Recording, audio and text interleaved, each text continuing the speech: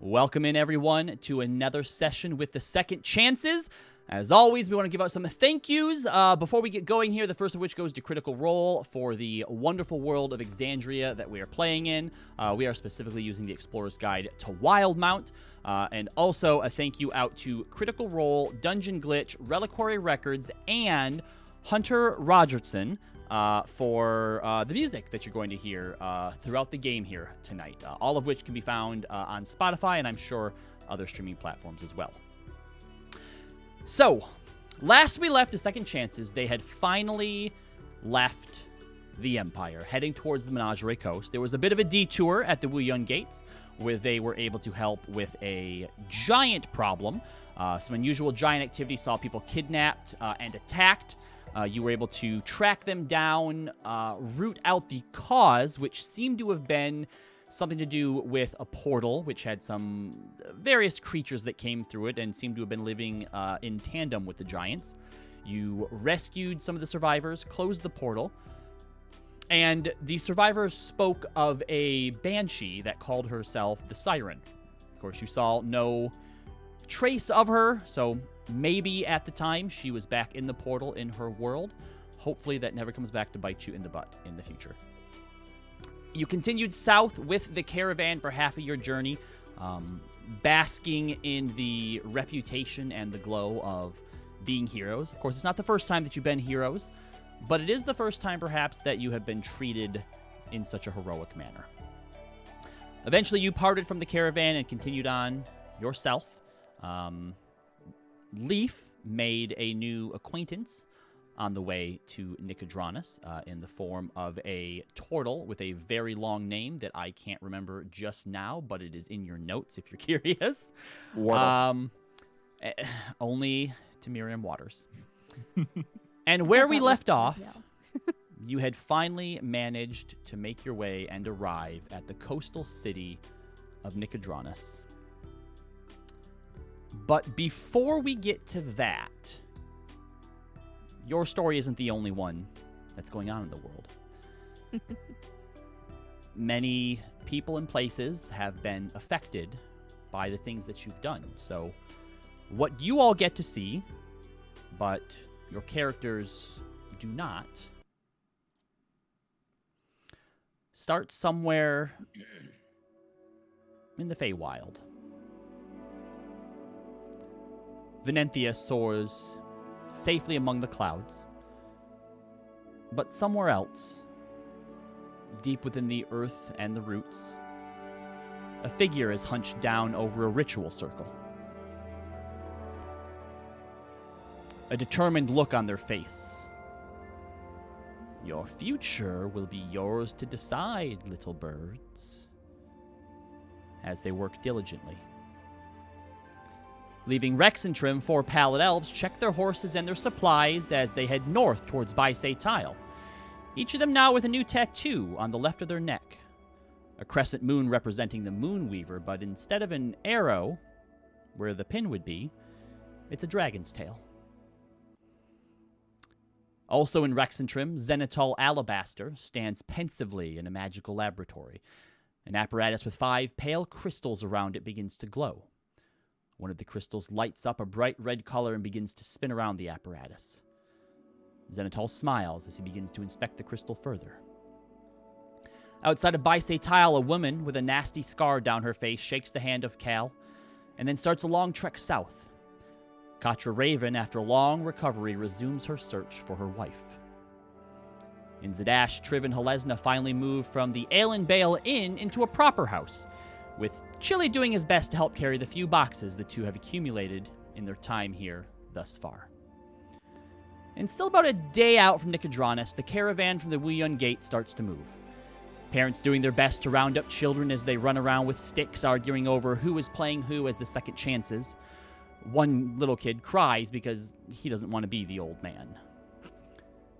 And finally, in a back alley somewhere, 2 changelings squeeze each other in a hug.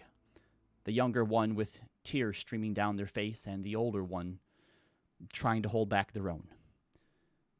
This isn't goodbye, they say, looking down. Until we meet again, kiddo.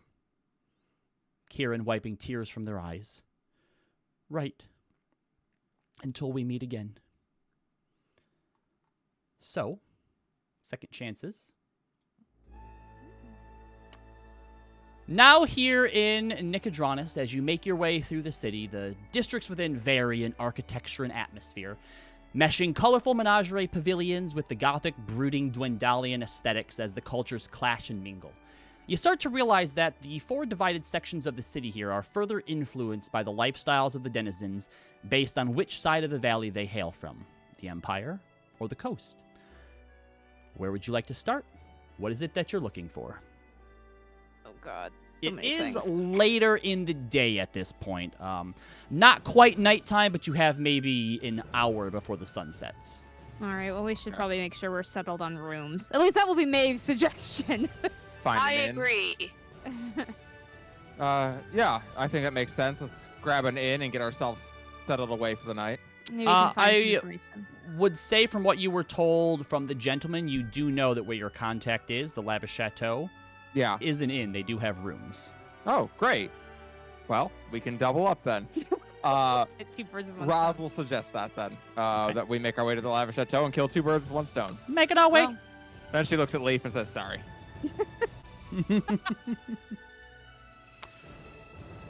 All right, so you head after asking around a little bit, the Lavish Chateau is in the Opal Archways, and you head in that direction.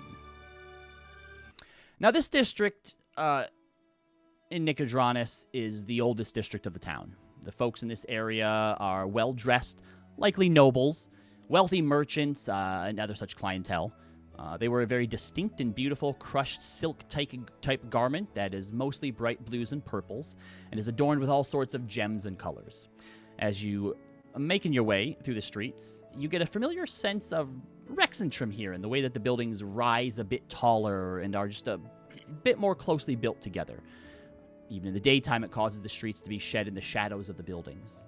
You also notice, as you're walking through, up to 11, 15-foot tall stone archways that mark this district.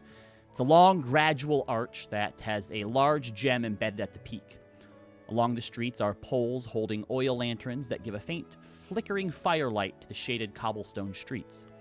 Further into the district, these lanterns change to a more vibrant, magical bauble that hovers about 10 feet in the air. And just like any other area of the city, but maybe with a bit more class here, the streets are littered with various street buskers and performers. As you're walking through, asking around for your way to the Lavish Chateau, I'll say probably Leaf and Maeve are the ones to notice it first, but you see a automaton standing between two buildings just at the start of a very, very small alley, standing next to a small stall that has amazingly ripe, perfect, pristine-looking fruits. He's also one of the only street vendors that seems to be here on this street, but as he catches your eye, Leaf, he raises a hand. Hail! Well met, friends. Would you like some pristine fruit? I have the best mangoes in Nicodranus, and he holds two of them out. Is this guy you have any- gonna rip off your head? Yeah, Maeve's getting a little nervous. Do you have So- any pears? We have a horse that only eats pears. So the first thing you note is, at this point, the majority of the automatons that you've seen have been Leaf and his siblings. Yeah. This one isn't like the siblings, and I guess is a bit more or similar in design to Leaf, in that a lot of the architecture of his body is sleek and doesn't look like, a hand attached to an arm. You don't see any gears. Give me, I would say, Maeve, Leaf, and Leo give me history checks. I have history. You do, but it's mostly from the Feywild. Sorry, you were the one that said you were a shut-in. And- Doesn't mean I don't read. This is recent prime material plane history. I heard a 12. 13, a 12. Leo? 15 plus 0, so 15. Okay, Leo, you recognize that this is an Aormaton. a group of automatons that in the past 10 years have started to filter down from the ruins of Aor to the far, far north, and have begun to slowly spread out over the planet. Over the calling it a planet sounds weird. The world. It is a sentient machine. So I'll put a hand on Maeve's back. It's like, you can calm down. It's one of those Aor automatons that came from way up north. My name is Zervaxin. It is a pleasure to meet all of you. And yes, I do have pears. And he turns and picks up a few and offers one. Here, for your horse. On the house. Roz will give it to Hermia to give to Arabelle. Thank you. Oh, thanks. How much for a bushel? 5 silver. As you feed Arabelle, she eats it and then nuzzles you. Celtic kind of snorts and stamps her feet. How much for 2 bushels?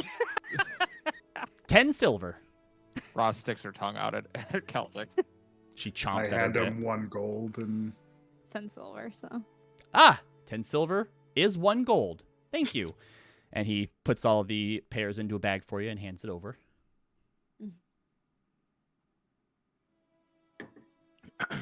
Thank you. A pleasure doing business with you. If you need more or would like to try any of the local fruits, please seek me out. Zervexin's resplendent produce is always here to serve. Is it Sir Vexen or Dervexen? Here, I will put it in the chat for you. I think it's Zer with a Z. It A is. Z? Zervaxin, yeah. Okay.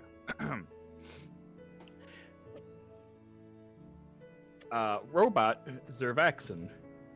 Query: where do you hail from? I come, like the rest of my people, from the far north, the ruins of Aor.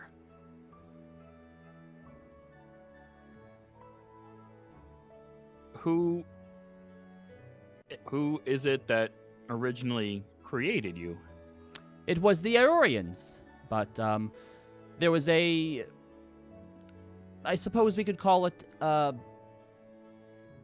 accident. Seems too small, but a great accident befell our city, and most of us that survived went into a stasis, and about a decade ago, it was Devexian was the first one to awake and began to wake up the rest of us, and now we go where we like in the world. Do all of you Aomatons travel together? There are some of us that do. There is a small settlement that I know of just outside of town, about a day's travel towards Port Zune. But some of us travel alone, some in pairs. We don't quite have the same familiar attachments that the other peoples of Exandria do.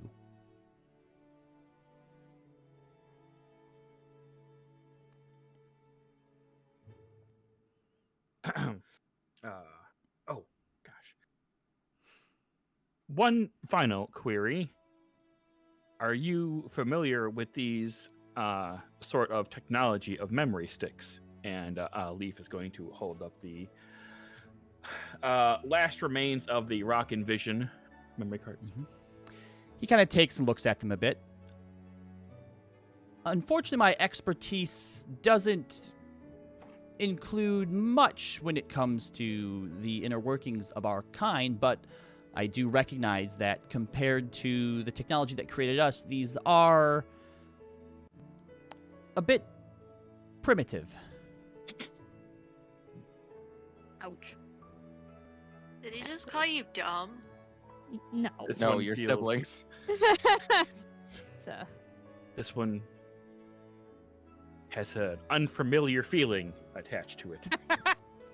Why do you refer to yourself as this one? Do you not have a name? This one is known as Leaf, an R66Y series. like an echoloptic amplification of flora and fauna, is my current designation. You seem to exhibit signs of sentience. Is Leaf not a being himself? He is. He's just. It's kind of weird, if that makes any sense. Always talked like this, but he's always been a separate member of our group. Your construction is as advanced as that of, say, automatons, but different enough that I can tell that you are not one of us. Who was it that created you? This one was created by one Dr. Fernelius. I am unfamiliar with Dr. Fernelius, but if she Dr. gave you... Fernelius is currently deceased. I'm sorry to hear that. Here, have a mango. And he hands you a mango. Leaf will accept the mango. Is it ripe? It is pristinely so. This mango is pristinely ripe. How is Right. it that you are able to attain such purity? I suppose you could say that I enjoy watching things grow and seeing people enjoy them. So finding the perfect balance between the two is what one might call my craft and my passion in life.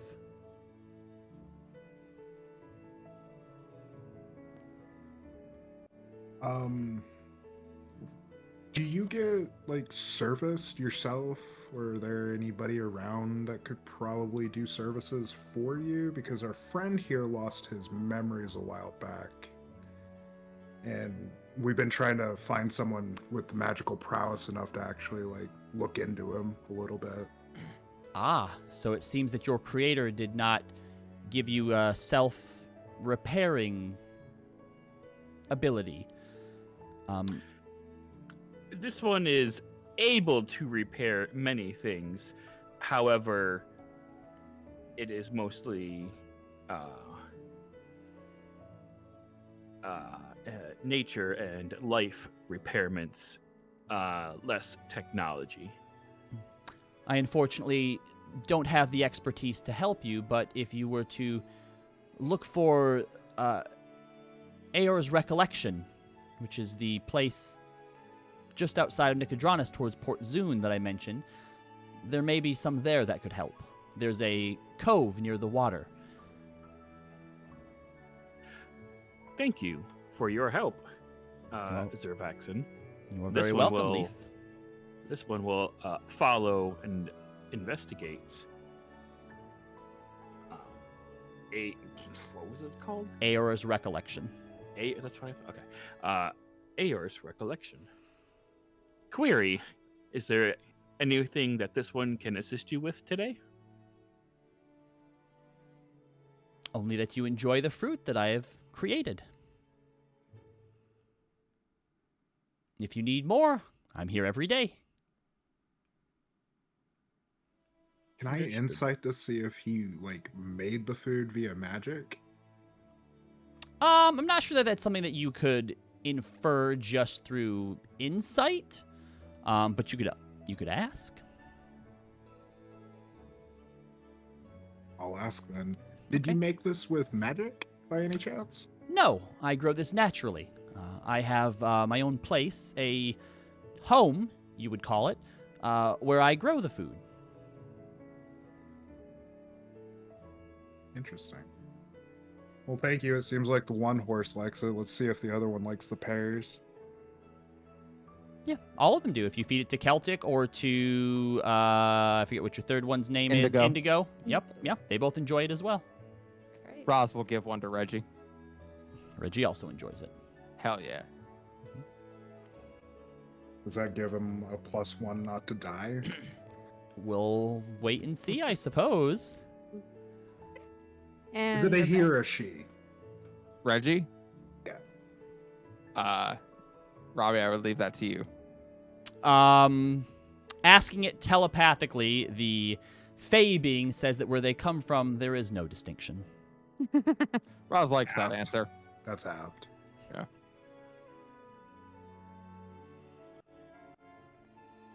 Oh, All right, so certainly. eventually you continue on looking for the lavish chateau, and you come across a tall, beautiful, sky blue 3-story stone building. It's much thinner than the rest of the establishments around it. It's not touching any of the other buildings, as if to give it just a bit of its own space. The windows have a gold-leafed wooden frame with a deep cerulean, crushed velvet curtains that open up across a stained glass window that shines with a shifting myriad of colors from within. The front entrance is marked with steps that lead to double doors, and above them is one of the most elegant, inviting, and yet extravagant business signs you've ever seen. Hand-carved into a delicate, ruby-red stained wood with golden lettering and the silhouette of a woman on a lounge chair behind it, it reads, "The Lavish Chateau." You see that there are... Go ahead. Sorry, go ahead. No, I was just going to say, I definitely was not able to afford staying here when I came around here the first time. There are 2 Zalezo guards that are stationed on either side of the open doorway. That is part of the protective presence that you've also sort of taken note of in this district. What would you like to do? I guess we'll approach the door. Yeah. Maeve looks around like, I hope we may need to move with the gold first. I don't know if they're going to believe us that we can stay here. Well, yeah, they'll believe us when they see our purse. Yeah. All right, so as you head up, this Zalezo don't seem to stop you. That's good. There is a young human man in his early 30s. He has dark brown skin. His hair is gelled back, but kind of curls up and poofs a bit towards the base and around the sides of his neck. He wears a vest with plain but well-made silk white shirt and a pair of trousers. And as you walk up, he goes, "Welcome to the Lavish Chateau. My name is Tyrell. I assume you are looking to stay with us tonight?" Yes, we wanted to pay for some rooms. Very good, very good. I can take your animals in your cart if you would like in order to board it for the night. How long are you looking to stay? I guess we don't know, depending on how long things take for you. Yeah, I'd say we'll probably at least be here for a few nights before we head out. So start with a couple nights, and we can always add on. 2 nights, please. How many rooms were you looking to get? We don't have many free or available to accommodate all of you, unfortunately. Well, we can handle 3. We can bunk 2 and 2. And 2. Right? Yeah, 2, 2, and 2 would be fine. Yeah. He sort of So- reaches over to like a little area that has a book, kind of flips through it. We can do that at least for tonight. We do have 3 rooms that are currently available. That's going to be 20 gold a night per person. So 20 times 6 is under 20 times 2 is 240. All right, she'll put 240 gold down. Rosalind whispers over to Maeve, "Lavish indeed." And we're just to get it out of the way. Were any of you looking for any time with the Ruby of the Sea? There is a bit of a wait list. I'm What? not sure if we know what that is. I would say that everyone... Maeve, make a history check for me. Right?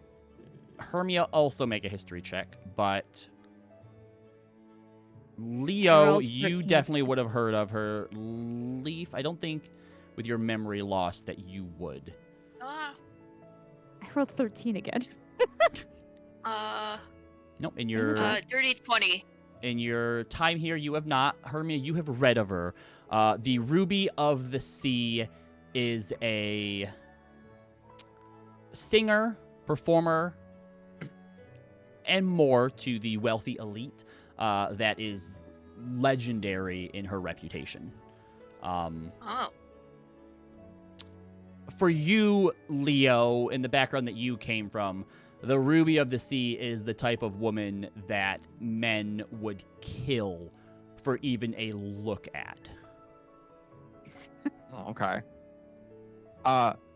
Actually, who is the owner of this establishment? That would be Miss Lavore, the Ruby herself. I see. If you were Thank just looking for some of her wisdom, the wait list for just an hour, the soonest opening we have is 2 hours. But if you're looking for a knight of any sort, you're looking at least 4 to 5 months wait. I think we're past on that part. Yeah. Actually, I was sent here looking for a healer. I suppose depending on the type of healing that you're looking for, the ruby has been known to mend souls. No, much more physical. She blushes red. Oh boy. Well, he blushes as well. Again, it's a No. bit of a long, but No. even Oh my. we don't offer any services like that here, but who knows who you might meet. The clientele for the Lavish Chateau are influential and wide-reaching. Appreciate it. I'm sorry. Is there any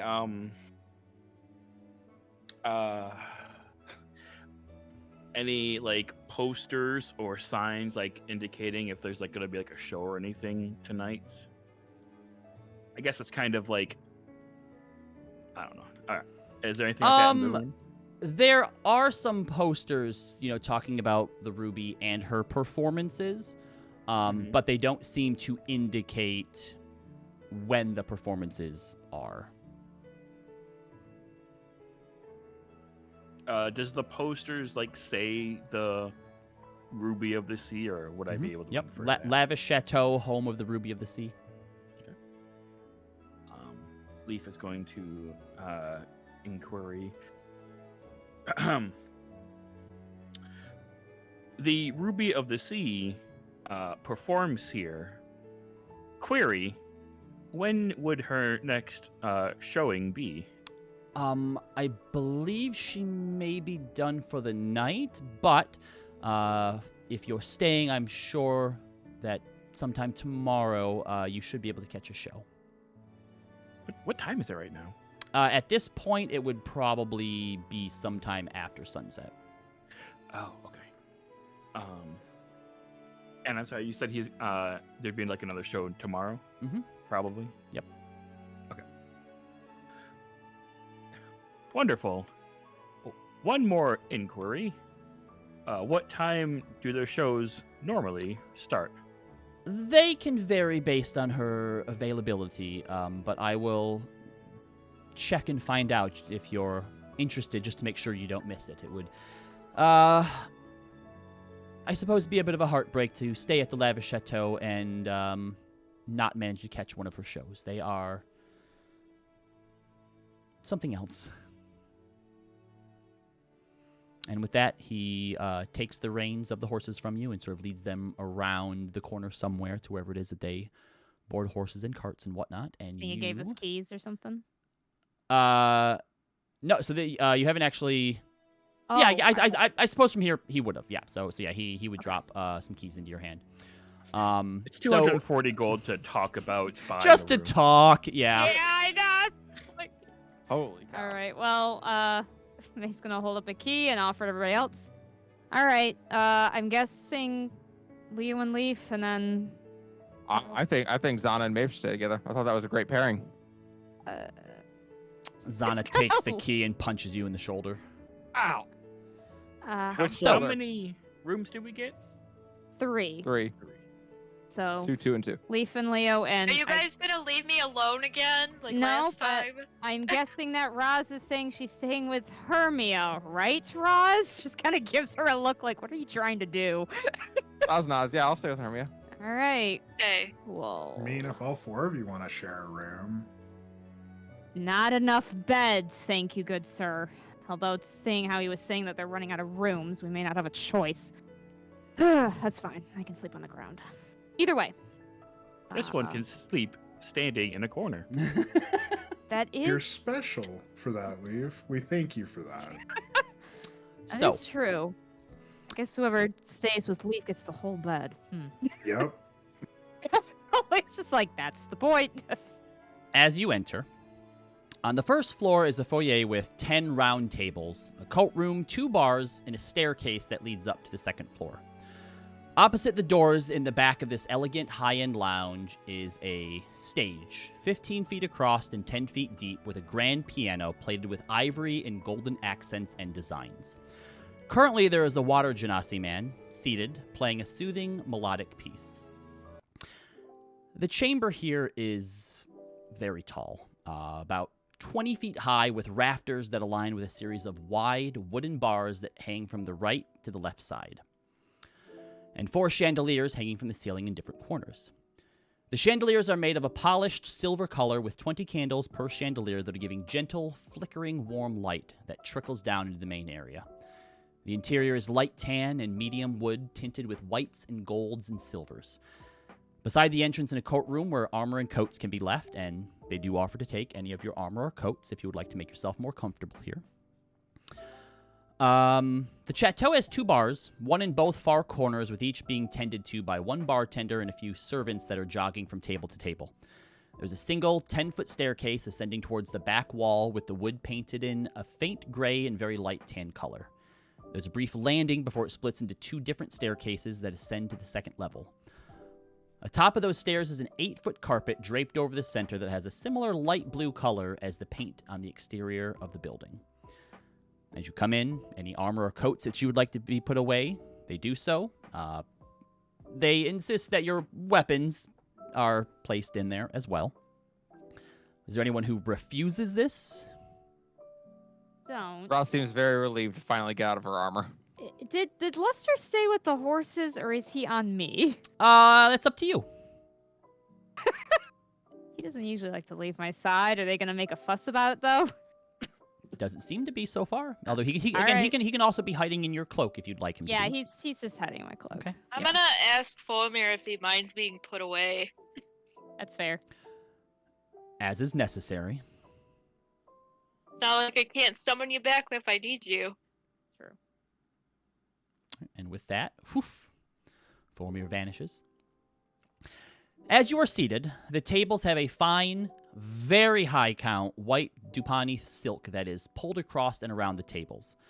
Across the tables are silver platters that contain candles, fresh fruit, complimentary slivers of cheese, and crackers that are all set out. Orders are taken if you would like to order any food or anything like that, drinks as well. But otherwise, the atmosphere of this place is unlike anything that probably any of you have seen before, even compared to some place that was sort of given an air of nobility with the gentleman. This is the real deal. People are chatting with one another, hushed, not enough to overhear or disturb anyone else, but it's just a nice, high-end, elegant lounge where people of favor and certain pedigree come to relax.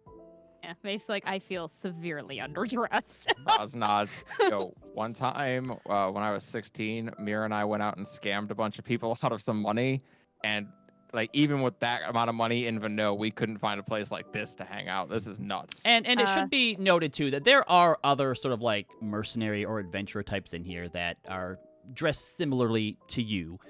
If you earn enough coin to be able to spend it here, certainly anyone can get in the door. That's fair. And as you're chatting, someone who you're not particularly sure if they work here or not, but someone comes up to the table. So if we could have our guest for the night Oh, God. hop Who's in. coming? Who is here? Give them a second once they hear me Yes, it's probably Bill. invite them in. Of course it's Bill. That's why he's chatting. Oh, Oh, Oh. What? They're all looking at Discord to spoil themselves. Yeah. Well, I'm not. I mean, video popped up too. Corey, would you like to describe your character for us? Yeah, I'd love to. Can you guys hear me? Yes. Yes. Don't cry now. I'm trying. So you see this short little fawn girl with brown amber horns that curl to the back of her head. She has a cute little fawn button nose. She has freckles on her face, and she has a bright and cheery look. And she's wearing a very pretty blue dress right now. So she'll sort of slide up to the table and just go, "Wow, isn't this a mighty fine place here?" It's very nice. Have we met? I'm sorry. In this sort of town, we kind of know everyone, right? Or I mean, feel you like just got you have. here. I'm just asking your name. We're a little Oh, bit new. Corey, what's your name? I'm Rosalind. Nice to meet you. That's a beautiful name. It's very nice to meet you. Shake your hand. She shakes her hand. Thank you. I'm Maeve. It's a pleasure to meet you, Corey. Well, hello, hello. Maeve. Last name? We don't do last names? Ashfall. Zana leans forward. You didn't give us your last name either, Corey. I guess that's right. Guess what am I in the mood for? And I've messed with my pouch and I pull out a deck of cards. I'm like, sometimes I just like to, just play whatever card I have in my hand, And I look at everyone like, Oh Oh, my God. Is that so? I see. I'd like to use my tattoo sense to see if Kieran's anywhere in the area. Kieran is about 5 feet from you right now. Yeah. just like, Oh, my goddess. In an instant, Maybe. Roz lunges across and pulls Kieran into a hug. That's what Maeve was going to do. I pile on. Yeah, pile the hug. wow. It's very tight. All right, As you Hermia can see, see, Maeve, we Roz are all very hug friendly people. Corey. Zana nudges so you. friendly. Leaf, that's Kieran. No, this one is Corey. They have introduced themselves as such. I just Hey, face Charles palm. Xavier to Leaf, and I just say, "Hey, best friend. Missed you, bud." Wait, Leaf doesn't have a mouth. Just the Warning, jaw. this one's Leaf just- jaw has unhinged. Just stone face deadpan. Oh my. Processing. Leaf. You just see in his eyes dot head dot just dot. kind of like droops down more. Hello, Wait, do I? best friend Kieran. Leaf missed you. I give everyone a big ol' hug. Yeah. And I just go, "I missed you, you hunk of metal." This one is excited. This one has never had a friend ever return to this one before. Oh, bud. Well, I'm here now, and I'm here to stay. Promise. So you're coming back? Joining? I mean, if you guys still have room, that is. We always have room for you. We'll have room. Although, I don't know if our rooms have room. Do you have a room here? Oh. Well, I guess you could stay with Leo and Leave, considering that apparently Leo gets the bed to himself with Leave standing in the corner. It's true. I also give Leo a hug. I can say, The- "Come here, you old geezer." The waitress comes over, putting down any food or drinks that you order, and will take anything that Corey would now like to order as well. And after you give it, Zana, picking up a champagne glass that she has and sipping it, goes, "By the way, Maeve's taken now," and sips. She just looks at her very I just- alarmed. Like, jaw drop, and my eyes are just, like, glittering. I'm just like, did it happen? Was I It right? did. Oh You were my right. goodness, you have to tell me, girl.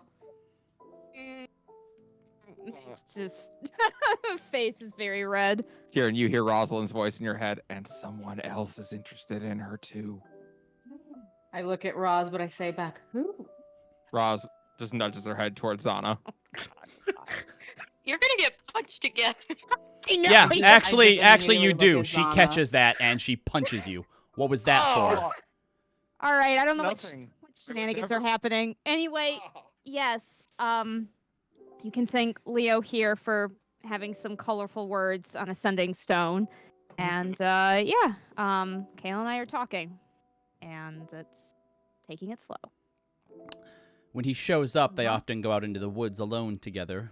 Zana sips Hey, again. Oh, I bet they do. Looks at Zana Oh like, my "Girl, what you doing?" Roz, Didn't take you as a snitch, Zana. Yes, because He's jealous, I that's am why. trying to Way out! catch up our friend on all of the intel that they missed while they were away. all the Yes. juicy gossip, more like it. Apparently. yes, This one still. almost had its head processor ripped off from its circuits. that Yeah, did someone almost happen. ripped Leaf's head off. That They did were my happen. siblings. Yeah, that was a lot to take in. That was a crazy day. Hold on. Wait, Leaf, your siblings? You met them? You saw them? Yes. They They were attempted the- to steal me away and then remove my memory processor core for some unknown mysterious Marquis. They I'm- wanted to experiment on him. What the hell? My brother's bodies are in a sack. I did apologize So you guys got them. for shooting them. You did, Zana. And I mean, apologize for being honestly, clear and I don't instructed. even know if we could have like de-escalated that at all. I They were really pretty don't know. Determined. Yeah, they were quite determined. But yeah, Oh. it's been a lot. Where have you been? What have you been Yeah. up to? Well, that's sort of a long story.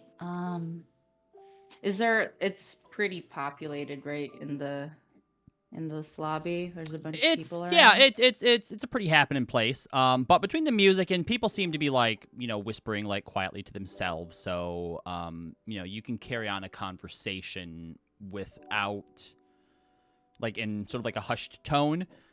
And unless someone is specifically trying to eavesdrop on you, probably won't hear it. Okay, so we're being the loud people in the back. Right now, absolutely. Yeah.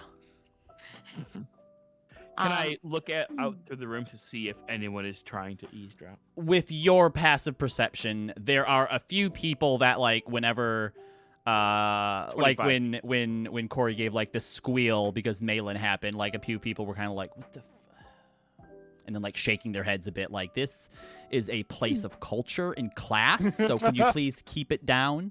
No one Listen, said the that second yet, guess are nothing if not classy. but you're Listen. definitely getting those looks. I wore that Romance shirt is a yesterday, classy Callie. thing. It's my workout shirt now. Romance is a classy topic in an establishment. I don't know what they're so upset about. Fair enough. So yeah, I would kind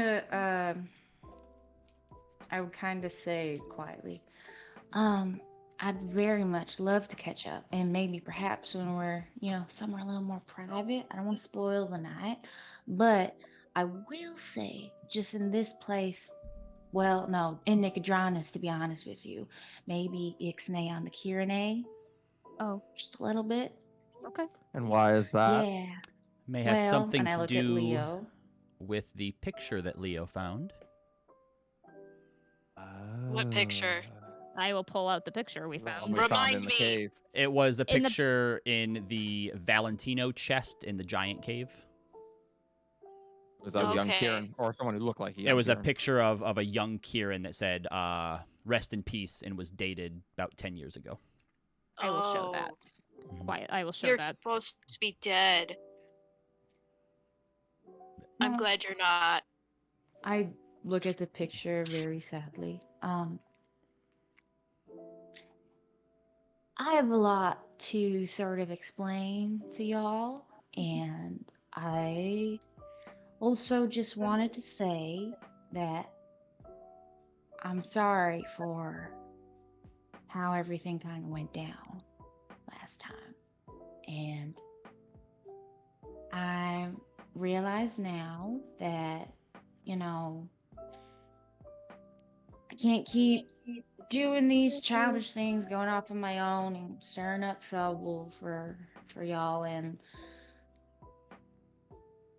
I shouldn't have left like that either. So yeah. We're glad you're here now. Welcome back.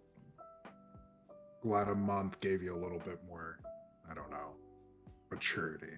It'd be a little hypocritical Yeah. if we didn't give you a second chance. Yeah. Well, honestly, at this point, I think I'm on my 4th, at least. And So- who's counting? Yeah, that's fair. Well, hopefully But Leaf can stop sulking around now. Yeah, he's been real sad. Like, I've tried to cheer him up, but then, like, I start spiraling in a panic, and then I make it worse. And it's been a Oh. whole thing. There's been a lot happening. I'm So not some things allowed never to be change, as you can see. yeah. I'm not allowed to, like, keep watch with him anymore. We never said Oh. that. That was a self-imposed rule, Hermia.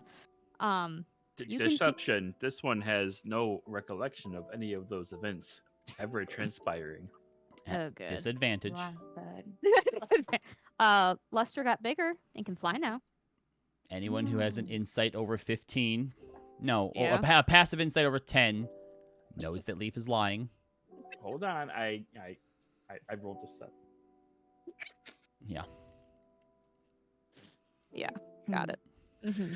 Mm. I could try to scritch Luster if he's Anyone who has ears. Yeah. Yep. Happy. Kieran. Sorry. Corey. Yeah. Have you been in the lavish chateau for a few days, or is this your first day here? No, so very funny thing. One thing I will say, I did meet up with one of Maeve's past love interests. What? That doesn't narrow it down, does it? Yeah. That's very fair. I'm so sorry. You remember Roy?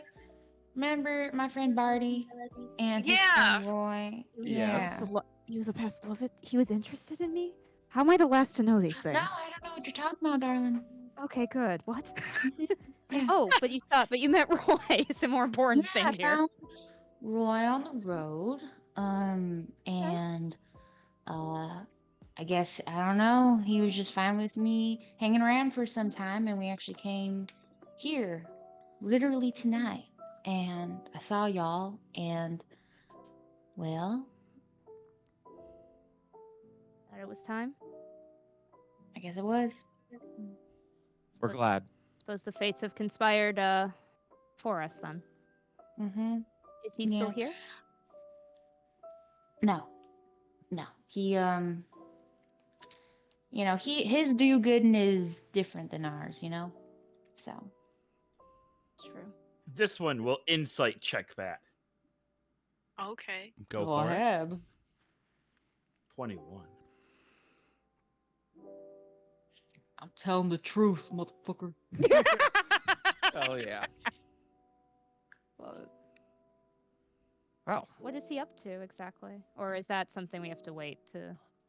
Well, I mean, I can give y'all the juicy details later, but he still wants to do his thing, travel around, put on some shows. But oh my goodness, he did jump into a fight with some gnolls. I was actually We very heard about surprised. that. What? No way. Yes, we did. yes, we were surprised to find out that someone had been singing our praises all the way down here. Yes, that's right. Oh yeah. Mm-hmm. Kind of I definitely paved the did way. do that. Yeah, I forgot about that. Oh my god. You forgot that Some you did. wizard's gonna kick my ass now. Well, we are supposed to stay away from the Empire for a bit. We're heading towards the Menagerie Coast. Yeah, you may not want to go back to the Empire either. Somehow we're all wanted for questioning in the Empire, so you may want to stay here anyway for a bit. Yeah. Wait, what y'all Kinda. do? The king is under the impression that the reason the portals are opening might be our fault. The You told night us that. the night that you left, Corey, the plague attacked Elena Burnwhite in the Solstice Academy. Last Oh. we were told, she was in a magically induced coma, of which they can't pull her from, and that caused some questions to be asked: who she had been seeing, why she would be a target, and that's why. So we're leaving to wait till some things die down, or till we're basically have no choice. Hang out with Oh. Leo for 2 months and I'm a criminal. Mm. Well, Happens to the clearly, best You of us. like yeah. it. I think she does, actually. You know, it's a nice change of pace, I'll admit. Mhm. There's something to it. I see. Life of crime and danger. Yeah. Notice that she has this change of heart after meeting the gentleman. Oh, now the juicy secrets keep abounding. I like this part. Oh. Ross rubs at her neck. You know what? You can shut your mouth. Now I think could probably pull a favor or two, Roz. No, thank you. That's fine. Nope. Zana goes, no, he couldn't. Not that scale of a favor. as far as we know, nothing has happened. As far as we know. It's happened. Just checking. Get into my business, so. Yeah, fine. Fair enough. Well, on that note, I gotta go look for this person. Maybe Corey might know who they are? She's gonna actually think to you because she's not supposed to say this name out loud. Does the name Babanon Dosal mean anything to you? Doesn't mean anything, Robbie. Not a damn thing. Babadook who? Yeah. Fair enough. Yeah. That's the one I'm looking for here. Actually, his daughter can supposedly fix my shoulder. Oh my gosh, yeah. Oh, no, I'm sorry. But hey, I learned a few things while I was out there. So maybe, we could go scope it out, investigate, can show you my stuff. Well, I think he's here, but I think we're definitely going to have to see some of your new tricks. Oh, yeah. Crack my knuckles. Oh boy. Yeah. Oh boy, indeed. Dave's a Um, little bit nervous. Robbie, can I just do like a general perception check if I notice anything? Like, is there like a certain servant or waiter that goes up to a fancy room that's like not on the main level, or anyone who looks important, essentially? Go ahead and make a perception check. Okay. Natural 20. First roll coming back. I'm not That even seems lying. sus. Welcome back. No, hold on. I wanna believe tip it. you. Look, see, Oh, it's right oh! there. Show me There the it lid. is. Show me the lid of your dice thing. Is this the one you have? What? No, I have. My friend got me. It's the other one. Mine's the dice with the flame on it. Oh, okay. Because yeah, I got the same one. I got one Oh, look too. at Nobody that. cares. Fancy, Leaf. I like Oh my that. god, I got triplets. one too. Robbie, be nice. Oh, you got like the Celtic tree. That's really cool. Yep. Yeah, I got it like this because it's like leaf and a tree. I bought that Yeah. for you for Aw. Christmas, you dick. Just kidding. My best friend Robbie gave it to me. Okay, so That dice tray. with a natural 20, it is difficult to discern, like, ooh, are they going up to anybody important? Because there's definitely a lot of important people that are here. There is definitely I would say a regard that people seem to hold. You're not really sure what the deal is, but you notice that just every once in a while, a person here or a person there will give a glance up to the top of one of the stairs, the one that has like the sort of blue carpet draped down it. I will say with a natural 20, you also notice just at one point, just for a second, you see looming out of the hallway up there at the top, this massive shadow that seems to have, it looks like horns. Whatever it is definitely horned. But otherwise, no. I would say the last thing that you get with a natural 20 is one of the bartenders, thick mustache, combed over hair, lightly tanned brown skin. He's a human, maybe in his 40s. seems to be the one sort of like directing people. Like he's making drinks, he's chatting with people, but the servers will consistently sort of come up to him and sort of get orders and, you know, be told to sort of go and do things. But with a natural 20, that's the majority of what you get. Cool. I kind of looked through a script. I think I may have a lead. And I look at Zana. Maybe certain someone might want to accompany me. Yes, this one would enjoy going with you. Oh boy. Well, why not? Let's go, Leaf. And I look back at him. I tried. Let's go, Leaf. Turn it up. Hold. Oh, Before we go, and Leaf is going to, you can just see like a little, because Leaf is naked because you took its cloak. Leaf, you can just see like a little slit open up on its like shoulder blade, and a card is gonna pop out and say, "This one has prepared a gift for our reunification." reunification. Reunification. Reunification. I like reunification. And What's this? and you look at it, it's a Heroes of Exandria card. It's got a guy with white hair and a gun. It is the Percy D. Rolo card. Oh my god. Oh my god. Now that I believe you have 4 of those cards, remember you can only I have do. 3 in your deck at a time. Oh, that's right. Yep. Okay. And I don't know what all of them do yet. Not Okay. yet. I'll just Oh, put that God. one in my pocket. Thank you, Leaf. Oh my goodness. I give him another big hug. I'll give her a hug back. Aw. As the troublesome twosome depart the table, Yeah. Yeah. Roz suddenly blinks. Oh, I've got an idea, actually. And she looks at me. What? Can I have the sending stone? Sure. Who are you talking to? The person I'm here to see. Oh, Does that's that work that way? Does that work? I know that I way? know the name and I know the person. Have you You seen them don't- before? Do you need to have seen them? I don't That's know. what I'm checking because It let me technically, send a message to Saris and Celine. We've Right. never But- seen Barry, all them. he had was a name. I was gonna say with Celine, you know, sort of, you know what they look like. But hold on, because then Technically not technically you Sarah. could just send messages Messages to anybody to you know the whoever. name Well, of, it's yeah. really it says with which you are familiar. Yeah, define familiar. I say I am familiar with this person. I know who they are, what they used to do, and what they're and that they're here. Well, we'll see what happens. She'll try. Yes.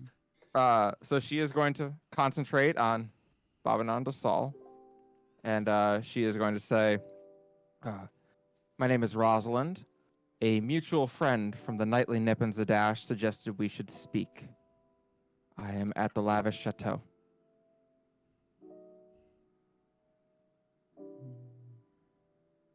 Where are my d6s? Okay. You get no response. Got it. Someone turns to your table. Shh. Didn't work. No. Roz hands Like the we're stone eating back. a goddamn library. I hate this spell. All right, Corey, Leaf, what are you doing? Yeah, what are we? Yeah, what are So I kind of whisper to you and I say, okay, we're just gonna go get some drinks for our table, but I'm gonna be doing some things on the side. So, you know, peruse their selection, give me a little time, okay? What kind of things? Will you be doing sneaky things? You know, maybe a little mind reading, little, you know, soul seeing. Who knows? And I say in his head, but I'm just gonna detect thoughts. The bartender there, so I just need you to keep him distracted. Also, make sure no one hits on me because technically this form is also a teenager, so that'd be very fucked up. Affirmative. So, Leaf, what are you gonna do? Well, before I leave, or before this one leaves Corey, Leaf is going to just kind of give Corey a pat on the head as it Whoops, not that button. That button. Nope, is that one? Nope, that didn't work either. Nope, that's the wrong button. Fuck my life. I hate everything. Also, if everyone would like to see, stream, but those of you in roll 20, you can see Corey's token now. Aww. Oh, in the Cute. scrolly thing? In roll 20, right on the map. Oh. So is Corey gonna be what you look like for a bit? Yeah, for now. Just You because got it. Kieran's a little A little dangerous. Touchy a subject little in this dangerous city. right now. Yeah. You got it. Oh. Corey. And Leaf will give Corey, I guess, Eagle's Splendor to give Corey advantage on charisma checks. Ooh. That's Do I feel that, DM? Do I like? You do. Do you want to describe how that spell manifests, Leaf? Yeah, actually, for Eagle's Splendor, Leaf is just kind of taps Corey on the head, and out of your skull grows roses and blooms that kind of look like a little pixelated-ish eagle, and then it fades into your skull once more.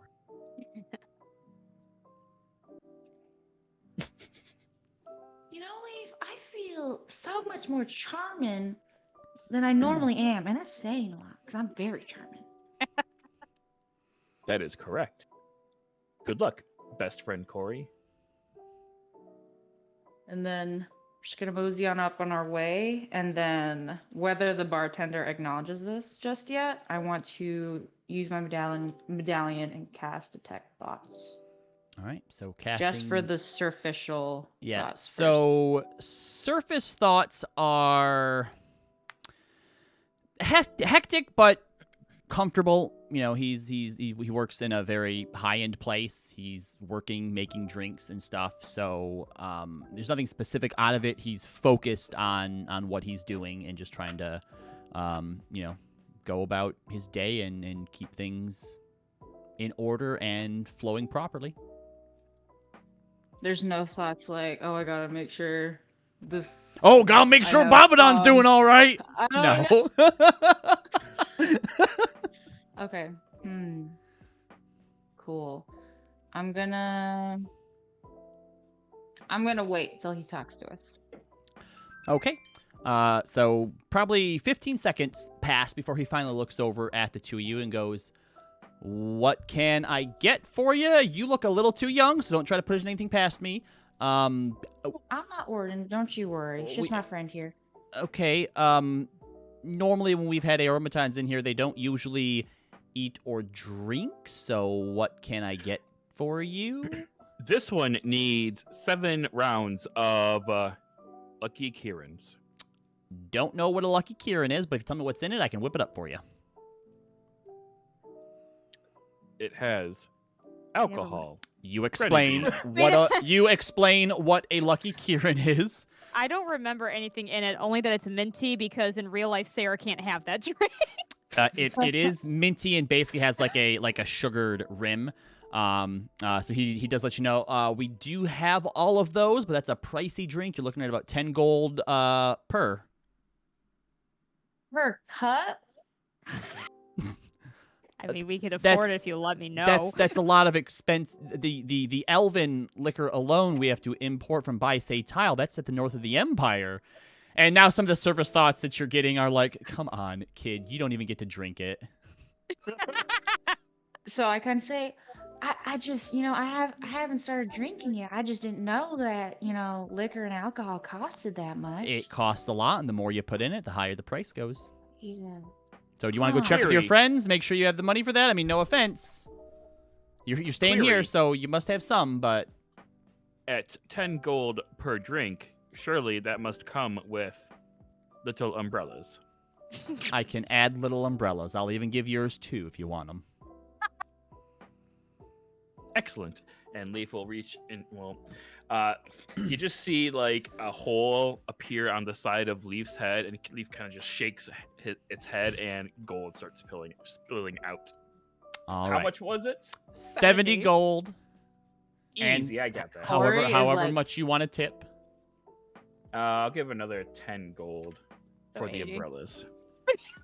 All right, I will have those over to you here in just a second. And then the while he surface starts making thoughts drinks, I'm just- from that is, generous robot. As he's kind of working and talking, I'm just be like, so do you like working for the Ruby of the Sea? I do. I've worked here for going on 30 years now, so I do. My goodness, so you must really like it. There's no place I'd rather be. They treat us very well here. Oh man, benefits good? The pay more than covers all the benefits, yes.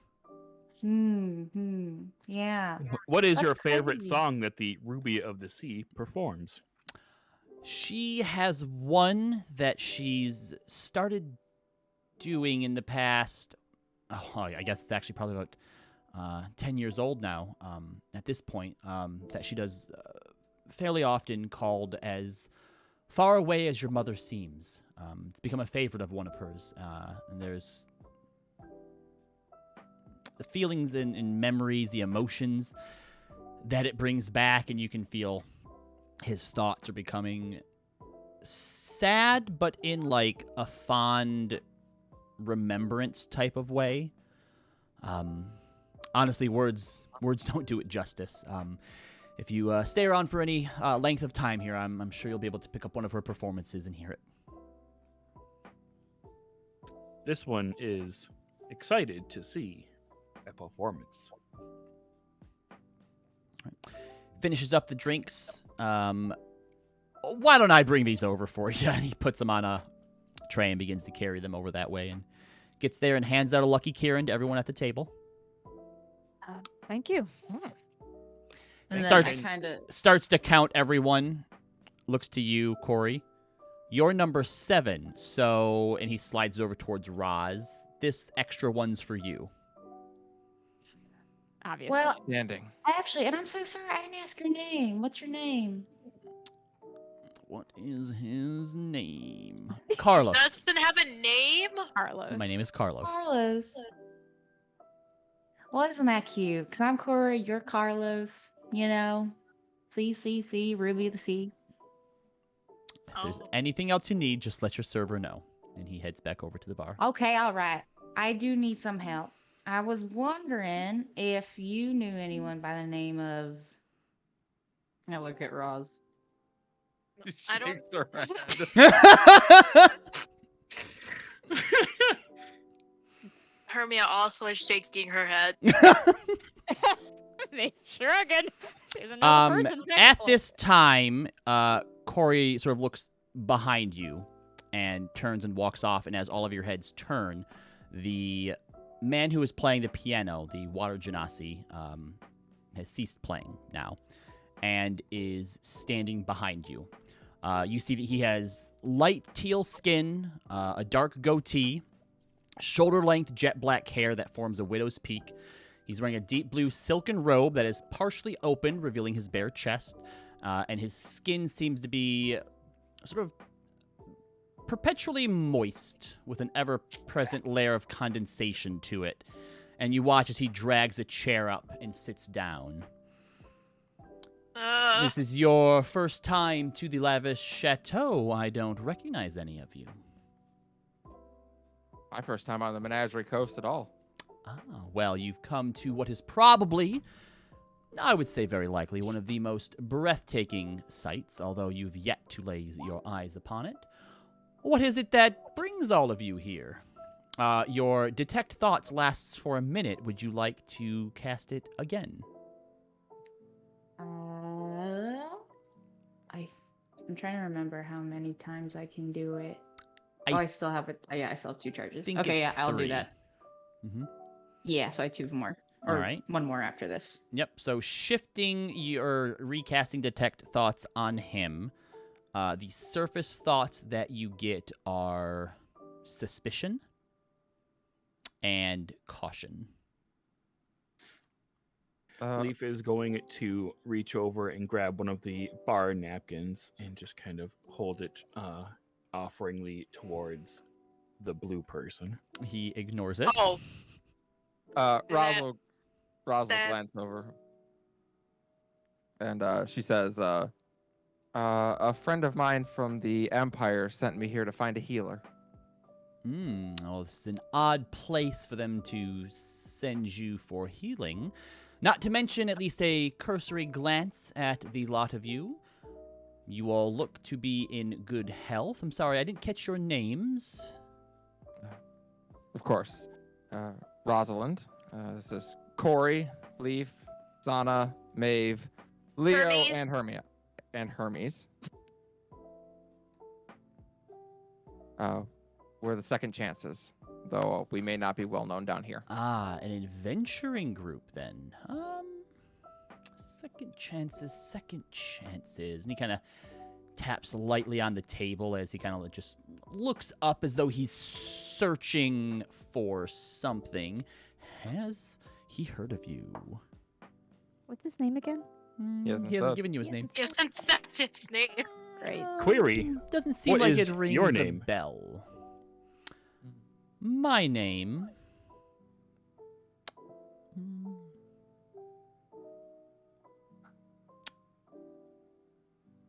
I only give my name out to friends, and so far you're nothing but patrons here in the chateau. So,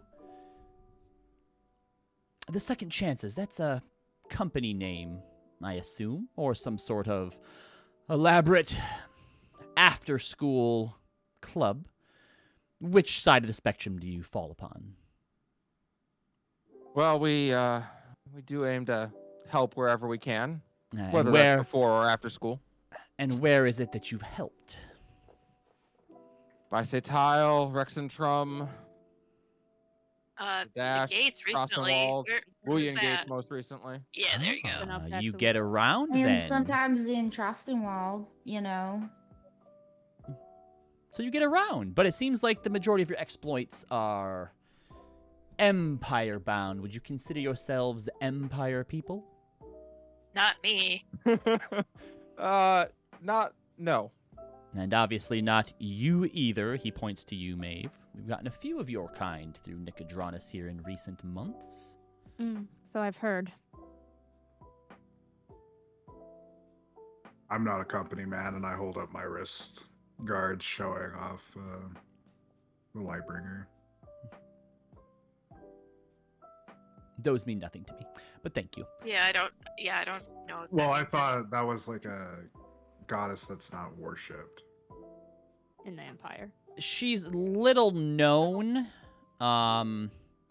so it would probably not mean much to him. I didn't know that. Yeah, the Everlight, due to some stuff that happened during the Calamity, kind of fell out of favor, and she's kind of a lesser goddess just in reputation, not necessarily like in power.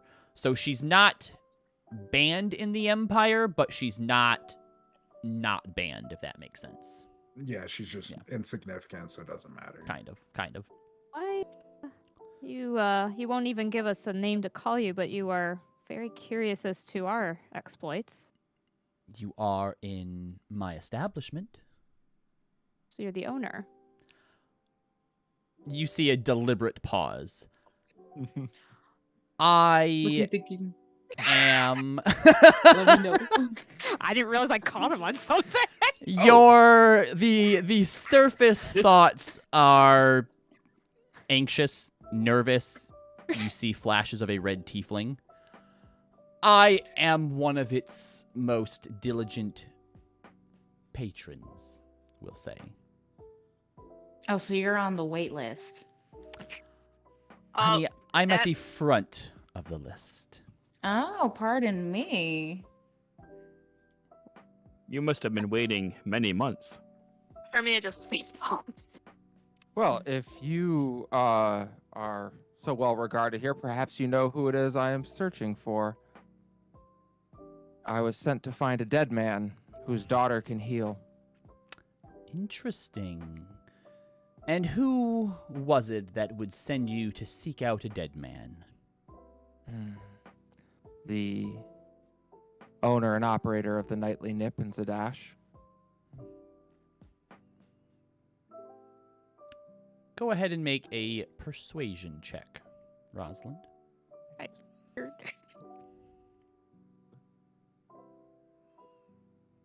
What are you rocking for persuasion these days? Good, If right? you Yeah, she's want, +8. you can channel me. Remind us of what? I've got a +8. I'm fine. 25 total. Mm-hmm. We got our charisma person. We're 17 + 8. I have a -1. Stares at each of you for a good long time. And how's the nightly nip doing nowadays? I hear there was a bit of a renovation that took place. It's somewhat underground these days, but It always was. sorry, I hadn't been there before. It's quite nice. Owner is doing well, more so after visiting with us. The surface thoughts that you get from him, Corey, as your spell begins to fade, is a need to protect. The caution seems to spike for a moment before it goes to a bit of reluctant relief. And then your spell fades.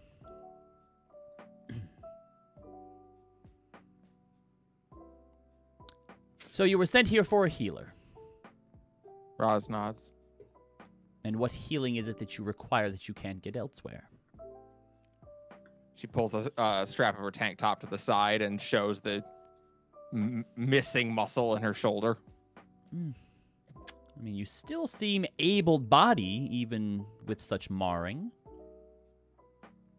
Able body for your day-to-day things, certainly, but for what we're going against, I need to be better than I am. Well, he seems to be thinking. You can see the gears sort of turning behind his eyes a bit. Why don't you return a bit later tonight? We can discuss some of the specifics, what you could do for me in order for me to introduce you to my daughter, whom I don't just introduce to anyone who walks in off of the streets, even here in the Opal Archways. I understand. You do a favor for me, maybe she does a favor for you. Does she need to be alone in this talk? Of course not. You're all welcome back. Were we planning on leaving? No, we're staying here tonight. So No. Yeah. Sticking around, I guess. we'll just be around. We have rooms. All right. Well, then perhaps I'll send for you when the time is right and the main show floor here is shut down so we can have a bit more privacy. That would be fine. Well then, he stands up and kind of readjusts his robe and kind of pulls it taut again. Please enjoy the rest of your stay here at the lavish chateau. And he gives a slight bow and then heads Thank you, Mr. up. Mysterious Owner Patron. That was such a nice gentleman. You can call me Mr. Lavore. Lavore. Thank you, Mr. Lavore. And he heads up the stairway. Not the one that goes up to, like, the normal rooms, but the opposite one that has the carpet that is draped down it. As he walks away, I just go, enjoy the Ruby of the Sea. Everyone else is like, my. what?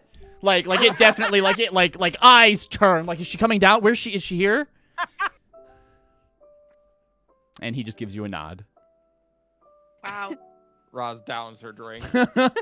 They just pouts. Were my peers able to afford to stay here when I couldn't? That's not fair.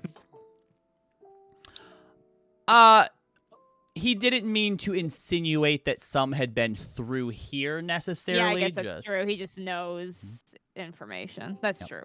just Although, weird. hold on. Actually, I'm just going to make a quick roll here. Oh, God. How much money do they have? Roll to no. see if he was being a dick. No, I was rolling to see if Carrie managed to find herself someone who would have taken her to the lavish chateau. She did not. Damn. Damn it, Carrie. Of course. Of course. Corey's gonna shift like I into will the be- corner of the room, whatever is facing away from the barkeep, and then just like take Hermia's drink and slowly sip it. Oh, Raz is extra Hopefully drink, out you of. mean? No, Well, no, Hermia Hermia gave gave hers hers. to Corey. Yeah. Oh, I know Um, that. Sorry. I will be right back. Go ahead and continue to to talk. stuff. Well, that was interesting and strange. I do apologize. I was given his actual name, but it's supposed to be a secret that he's not dead, so I didn't want to say it out loud. I understand. I think you That's told us okay. that.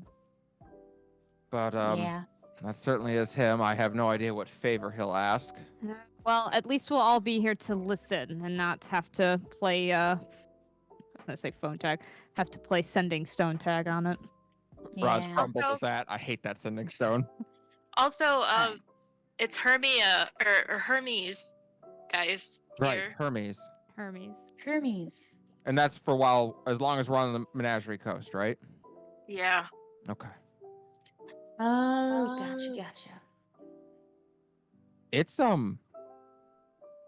beautiful. Here? Oh. Yes. Yeah. Yes. Wait till you get to Port Damali. Did you see the water? Mm-hmm. My Yeah. city's ocean. usually floating like out there in the ocean. Never got to see like Nicodranas up close. What? That's incredible. So- I've never seen anything like it. They don't have oceans in Venau. Not that you would ever go to. Yeah, the walking around demons and the monsters. I wonder how big the monsters get in your Yeah. oceans. Well, well, that's the thing is the oceans there are mostly like black and sludgy and have monsters in them. Oh, sludgy. Yeah. How do you get? Oh, strange. I mean, not all the water's like that, but the oceans are. Do you not travel on the oceans? Well, I mean, you don't really travel anyway except teleportation in Venau. I mean, unless you're really strong, in which Hmm. case you can travel by foot. that's fascinating. We could use teleportation here, but Well, not everyone can do teleportation. They have circles that send you from one city to another. But Oh. basically, the entirety of the population lives in like 6 cities in Torres. I have heard that there are some like that here, but only certain people can use them. I believe sometimes the Cobalt Soul libraries do. I've never used one though. There are teleportation circles in all of the major archives. Yeah, there you go. I was not allowed to use one during my travels, but well, Isn't I'm there sure. one in Venenthia too? There Did are you say? that's one of the main ways since Venethia like moves around, but they are highly regulated.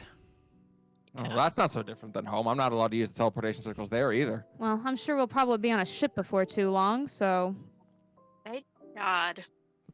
Ross seems really excited. I would love to go on one of those airships. So I saw. Oh my What? gosh, can we do that? I have no idea how to even score a ticket to one of those things. Okay, well, we This have one to has try. a suggestion. Yes, Leaf? We could just steal the airship. I don't think we I should steal the don't- airship. Do you know how I to don't pilot an think- airship, Leaf? There's like only one or two in the entire continent. Yeah, I wouldn't. But if we could ride one, I definitely want to ride an airship before I go home. we'll There's see if- an airport in Port Damali, and with the Mhm. amount of coin we have, it should be simple enough to charter one. That's fair. I have never seen this much gold in my life. It is very unnerving. If I'm No, honest. definitely not. It's locked. Either way, but yeah, well, maybe that will be our way to get back, depending on how things go. Especially if we don't go much past Port Damali. Why wouldn't you want to go past Port Damali? I don't know if we should. The Pallid I thought we were Grove gonna is go past to- Port Damali. I thought we were gonna try to go to where Fomir needs to go. We'd have to go off this continent for that too. But I need to go to Taldore eventually, so that would make sense. Wait, why wouldn't we go to the Pallid Grove? Well, I mean, I can understand not wanting to go home. You don't need to explain any further. thank you, Hermia. I'm a little bit conflicted because, well, home may have great change there. Yeah. May have to.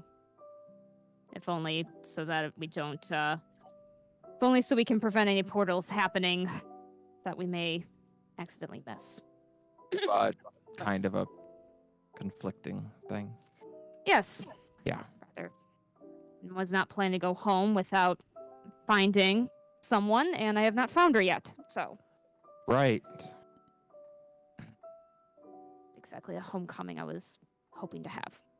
But we'll see. It's a long time yet, and maybe it'll be pointless anyway. Well, we can figure that out as we get a little closer to Port Damali. It's a lovely place. And Cobalt Soul Library is not as big as Rexentrum, but I know someone there we at least can talk to. Oh, that'll be good. Okay. Well, then I'll try and get this taken care of. We'll be there with you, whatever favor he wants to have. Yeah. Hopefully it's not too much. We deal with the Fingers crossed. gentleman. I'm sure we can deal with this too. Yeah. Someone only got killed when we did a favor for the gentleman. Yeah, it's fine. Wait, who God. got killed? Oh yeah. We met a girl named Leia, and she kind of gives a sad glance over towards Leo. She was killed while we were doing a job for the gentleman. Oh. Yeah. Oh no. But So she's the reason why I have these gauntlets now. yeah, that's true. You know, you make a good point, Leo. She reaches into her pocket and pulls out a cloak pin that she doesn't usually use and snaps it on her cloak. I can now wear this everywhere. Oh yeah, my shield won't get me in trouble anymore. Mm-hmm. Although I think people were mostly ignoring that anyway. Yeah. No, I was warned very highly that I would be like, I got the impression I'd be like killed on sight with any paraphernalia for my goddess, but you had that shield around and that didn't seem to do anything, so I'm very confused. To be Most fair, most people see this and don't want to pick a fight. to be fair, to some that could just pass as an etching of a woman on the shield. Yeah. That's true. Here, it would probably be recognized for what it is, though, I assume. Possibly. Fair enough. All right. Well, Alright. I'm going to turn in for the night, so we'll wait and Oh, are you see not- what this Mr. Lavore has for us. Yeah, I'm gonna go get washed up upstairs too, and I suppose I'll do the same. We'll meet you down here. Corey, You're it's not good to gonna- have you Zana, back with us. actually, could I talk to you, Zana? Privately, I assume. Yeah. Then come up to the room with me. I'll be there later. No worries. If I die, you know what happened to me. Just follows on it. They'd never find the body. Oh, Sana, shit. don't joke. Now I'm worried. They'll be fine. All right, so the two of you head upstairs, and the bedrooms, just like the rest of this place, is unbelievable. Like no place that you've ever stayed before. The beds are generous. They could probably easily fit 3 people, but there is only 1 bed per room. Again. Yep. So walking in, closing the door behind you, she begins to take off her weapons. Wow. Is this the nicest place you've ever stayed before? It definitely is for me. Yes. Zenitol's manor is obviously very high-end, but growing up, I chose a less... My material needs weren't as embellished as this, we'll say. I'm gonna look at Zana surprised. Wow. You just said that. Like I didn't have to fight it out you. You just told me something about yourself. Huh. You see her kind of bite her lip a bit and then turn back around and start It's a putting her good guns on the thing. table. It's a good thing. No, I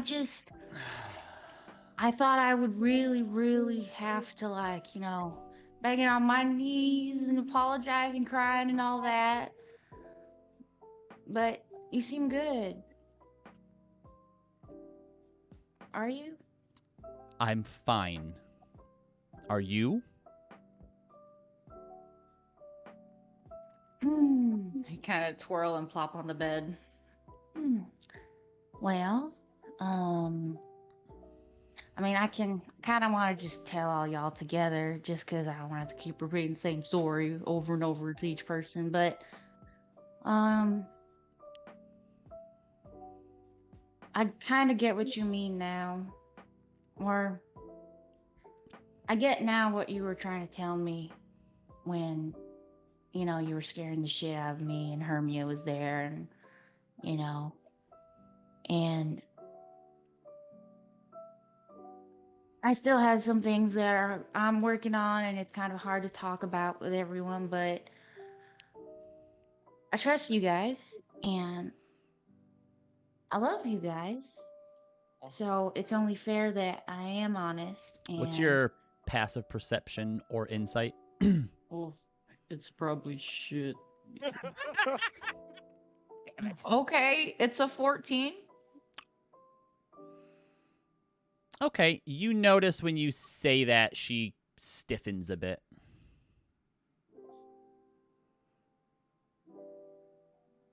Well, not like love. Like, I just like y'all. Like, it's not that deep or anything. Oh, God, what was I even trying to say? Um, I'm gonna do better now, and I will be better. And, you know, when I was with Roy, and I kind of shed my fawn form and I become the changeling, but this time I have like moppy hair of curly white hair. And I was learning more about us, and I learned some things and how I was doing. Using Kieran wasn't necessarily the right way, and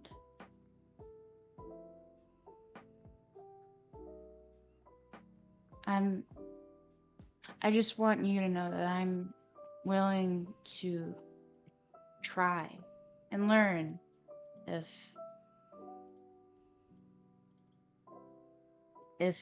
that's still on the table. She turns towards you. That was originally the reason that I came along before someone decided to bounce. Yeah, So yes, I messed that up. that is still on the table. When I was not younger, but growing up learning before I started doing jobs, I met someone like us as well, who was from the Feywild. He was born there, and he taught me a bit about our people. So you'd probably know a bit more about that had you stayed around, but now you're a bit behind the curve.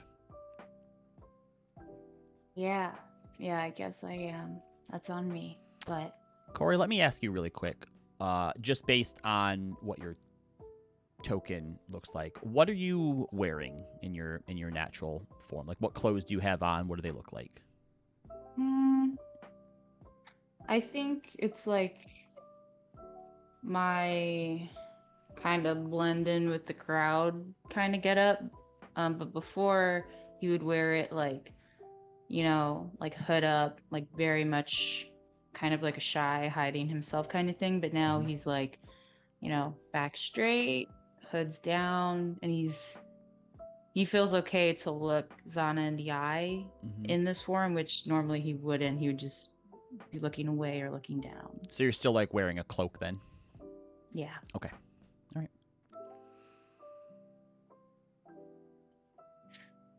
I kind of shrug my shoulders. I say, I wouldn't mind doing some extra credit or whatever to get me back on track. She thinks for a moment.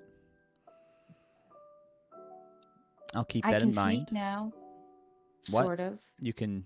I- Can do what? I can be sneaky. Oh. She rolls her eyes a bit. I'm sure you can. It's not that you couldn't before. I'm just really good at what I do. Corey's about to say something snippy, but swallows it. Yes. Yes, you are.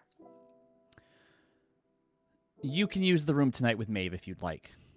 I have some business I'm going to take care of. I'll Turn wait back into- until after the meeting with Mr. Lavore, but Turn back into my fawn form and I say, so, you and Maeve? there's nothing between Maeve and I. Insight check. Most important insight check here we'll ever make. Go in this life. ahead can I and make steal? an insight check. Who has a good insight? Tell me. I think Probably the best, to be honest. Actually, I Either- wonder what Zana might have the best insight. I was I have- actually gonna say It'd be leaf, so but funny. Insight, mine is Plus plus five. 5. okay. I have mean, plus like- 6. Saunas? I have plus 6. Zana's Hermes. is pretty high.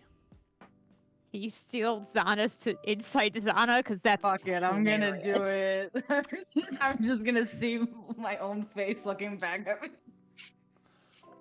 So yeah, you attempt to access Zana's years of training in how to find those subtle movements, those micro expressions, and to see beyond what people are telling you. And there's this weird moment where you're in her head and she's in your head, and you're looking at yourself. Go ahead and make the check. I'll tell you what to add to it. It's the mo. Okay. Like +1. He's been lying. No, it's good. That's not so great. That's a 7. Okay. Hers is a +6. So the moment where you made me realize, oh, maybe that wasn't a great idea, because she realizes what I'm doing, and it really kind of tosses both of you for a bit of a loop, and she just looks down at you sternly. There's nothing between Maeve and I, Corey. Am I clear? I'm just massaging my temples because that mental whiplash, and I say, yeah, crystal clear. You know, I just hope you're not lying to yourself. Get it? Because I kind of... Yeah, I'm gonna go now. Don't you worry. Yeah, do that. And she goes and sits down at the desk to begin disassembling and cleaning her weapons. And I think fixing one of them. I just Alright. skip down the stairs. Meanwhile, Back in the- back downstairs. Yep.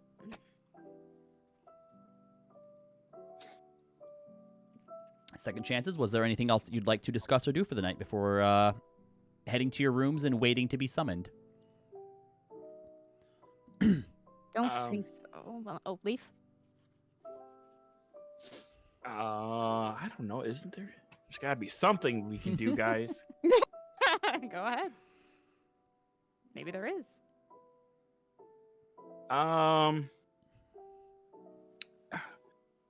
Can I look around the room and see if there's... All right, so what time is it right now? Like, it's By like this 9 point, o'clock? by this point, you're probably looking at it being like 10, 11 o'clock. And this is like a bar area. So Yeah, yeah. how it's, is the clientele looking like right now? in terms of who is here or what they're doing? Yeah, like, is it like? I guess it's how is the room? It's more it's like? not it's like not rowdy. bursting, It's more of like a high-end lounge than it is like a tavern bar, right? So Okay. as the night So they got like a hookah corner too and stuff like that. There's not quite a hookah corner, but kind of. This late at night, with this being sort of like a higher end clientele, most of them have places to be, homes to go back to, so it doesn't stay open quite as late. Someone does go back up and resume like playing the piano. It's not Mr. Lavore though. But you have a few tables of nobles here. There's maybe another table of like adventuring-ish looking folk. But they're sharing drinks, chatting with one another. It's not a rowdy or lively place. It's meant to be some place where you can go, grab a drink, maybe enjoy a little bit of, nice entertainment, and just have a respectable atmosphere to enjoy yourself. Okay. So that adventuring table. Yep. They're dressed roughly like how we are, kind of scruggly, right? They don't have armor on. They put their armor and their weapons in the coat closet. But their clothes are well traveled. Okay.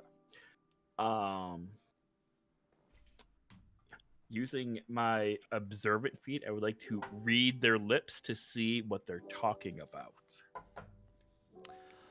Okay. They are talking about, it is, let me figure out who you're looking at here. You see, a human woman, a elf, and a golem, actually, standing near them, not moving or doing anything. So, a golem. A golem? Yep, like a golem, like a magical. Oh, Jesus! Sorry, I was a magical thinking, like, Lord of the Rings. Precious. Yeah, I'm like, what? That's a race? Why am I not playing that? You can be one of those? I know. So yeah, and reading their lips, you can only see the elf from here, so you only catch like half the conversation. But from what you can pick up, they've just recently came back from some sort of expedition on a ship. Made a bigger haul than they anticipated, and this is their first time at the Lavish Chateau. They're disappointed that the Ruby isn't performing tonight, and they hope that they have the funds to keep staying here until they can catch a performance from her. Do I get the sense that they are pirates? No, not that they're pirates. Because I could only catch like half of the conversation of like making a good haul off the last ship or something. Yeah, you're not sure. You're pretty sure they aren't. But who knows? Who knows? I'm gonna keep an eye on them for the For the duration. Okay. Yeah. All right. So eventually, everyone finds their way back up to their rooms. It's on to leave our room. No, Zana's still there. Oh, okay, that's fine. I mean, I'm not Yep. gonna poke at anything, but You see that all but one of her guns is on the table, sort of disassembled, and probably has been like cleaned or whatnot. But she's just standing at the window, watching out over it, because from where you are, you can see basically all of the sort of like roofs and like the cityscape that then leads out into the Lucidian Ocean, and Katha, almost a full moon at this point, is just casting a reflection across the waters. oh. She'll look at too. It's very pretty. Full moon soon. You've been down here before in Nicodranas, or? A few times for work. Yeah. I was only here last time for probably a day. I couldn't stay very long before I kept going up north, but it's nice to be able to actually see these places again. It's a bit smaller than Port Damali, more homely, I suppose. Damali has more of that big city feel, like Rexentrum. That's true. It's hopefully I'll be able to handle it better next time I go. I was almost rather overwhelmed by the sights, sounds, and colors. Amazing, but oof, not what I was used to. I think I like the quiet better.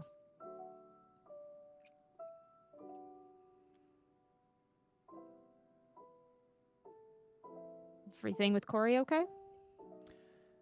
It's fine. They apologized, essentially. Well, they certainly seem to have some maturity, which is good. We'll see. We shall see. Don't pay mind to Roz. I don't. Just nods and she'll kind of put her stuff in order. She's got nothing really else to say. She's just making conversation. So. Yep. And the polite conversation goes on for a bit until eventually there is a knock at your door. And you hear from the other side, Mr. Lavore is ready to see you now. Perfect. And, Are you ready? Yep. And each of you get the same knock, and eventually you all come down. And it's a slight different now, with the place basically being completely cleared out. Even the attendants, the bartender, gone. Tyrell from the front door, gone as well. And the chandeliers are all out, and there is a sort of like candelabra on the table in the center is the only thing lit, and gives the room a kind of spooky, almost like haunted type thing. You know, this huge, massive room, as elegant as it is, and just a single source of light in the very center of it. And you see him seated there with his feet up on the table as you all come in. So, second chances. You've come here to ask me, the former gentleman who, by the way, built the empire upon which Miss Mardoon now sits, to ask me for a favor from my daughter. The question is, what is it that you're willing to do in return? Before any of you can answer, someone from above you clears their throat.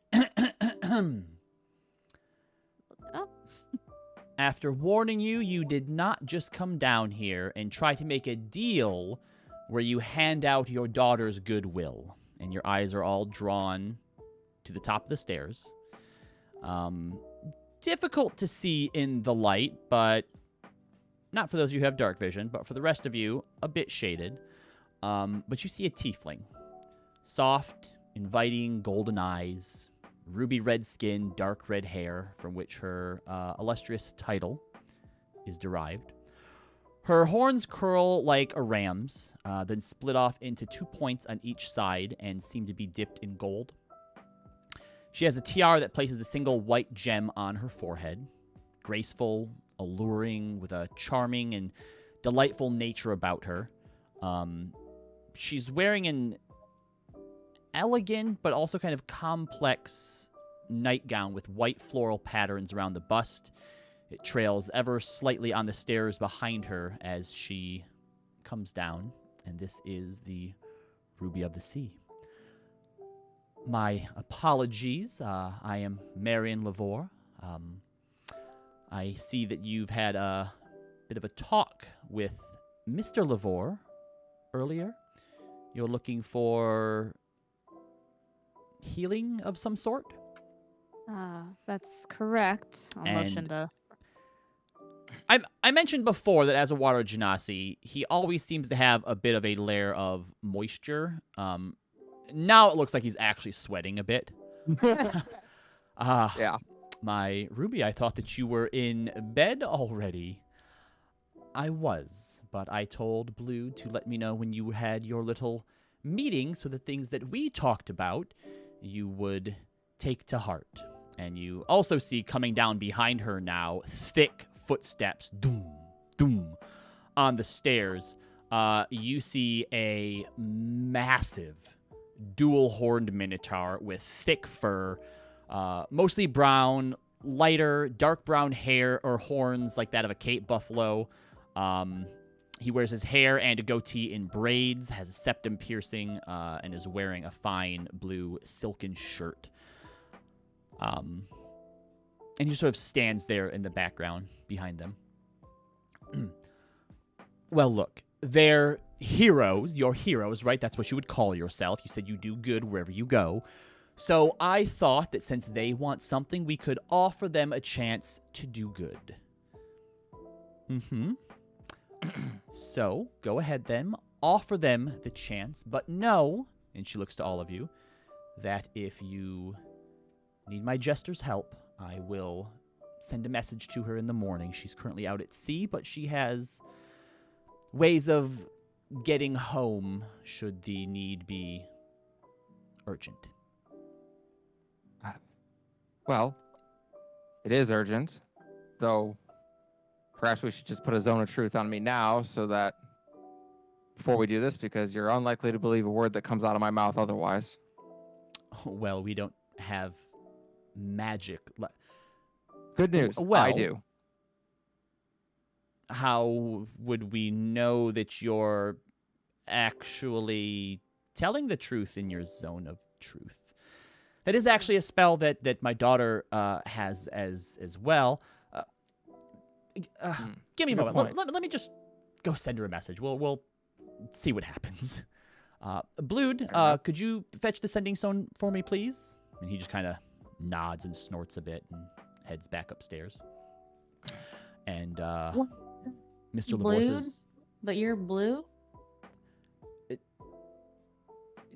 a coincidence, I assure you. Why don't we talk a bit about the favor that I have in mind while we wait for him to return, then, shall we? Well, go ahead. Very well. So, this job is in relation to a young girl who has been kidnapped and is being held for ransom. The Zalezo can't do much about it because they are pirates and cannot be easily tracked, but the family in question, who she was taken from, has paid 2 ransoms already, and before paying a third, they reached out to me for my help.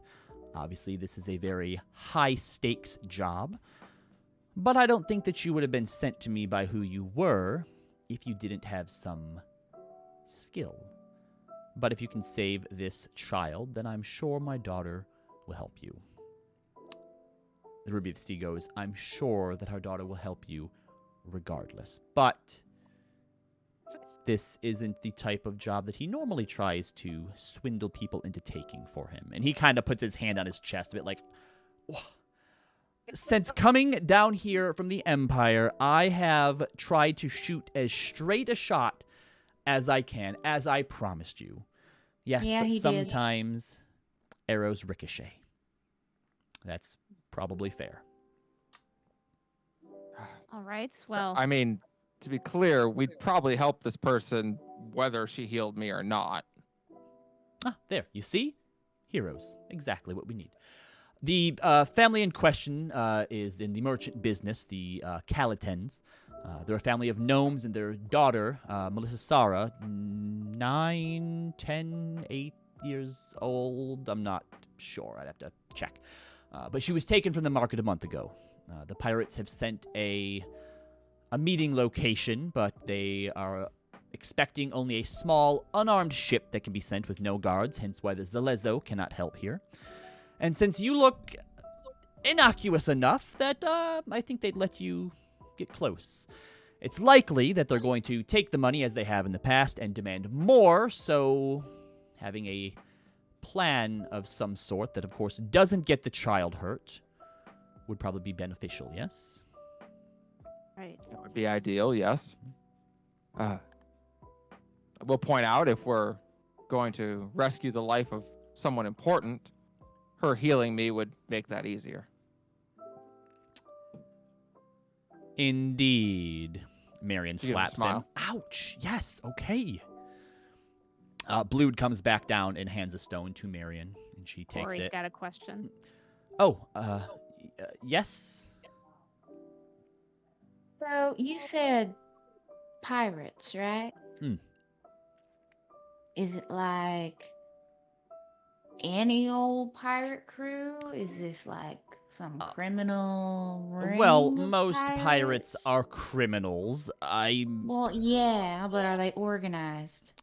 they obviously seem to be organized in some fashion, and I know that the majority of them come out of Darktoe in some way, so I believe there's some sort of big overarching group of them, the Revelry, I think they call them, and I'm sure that breaks down to smaller niches and cliques here What's a and Darktoe? there. What's a what? Darktoe is a island a few hundred miles off the mainland here. It's a pirate city. Oh. I would not I- recommend going there. Query: what is the little girl's name? Melissa Sara? Melissa will. Star. I'll put that in there for you. I do have an unfortunate question. Do we have proof that she is still alive? The last time that a ransom was paid, they did show her. So that was 2 weeks ago. Very well. So Marion steps away for a moment while this is happening. And you see a slight glow in her hand as she's saying something under her breath. Know that life. Rouse nods. Just sagely like, yes. And there. And you see as Marion turns around, she has a glow to her now. She comes back up, handing the stone back to Blood and says, the good news is she is more than happy to come home. So she is recalling to her temple and will be with us shortly. Well, Wonderful. good news indeed then. So, did you have any other questions that I could answer? You seem intent on taking the job. The next meet is in 4 days, so you do have time to prepare. Excellent. I will, of course, we- provide the ship and the crew that will take you. You don't have to worry about securing that yourself. Oh, we'll need to get the room settled again.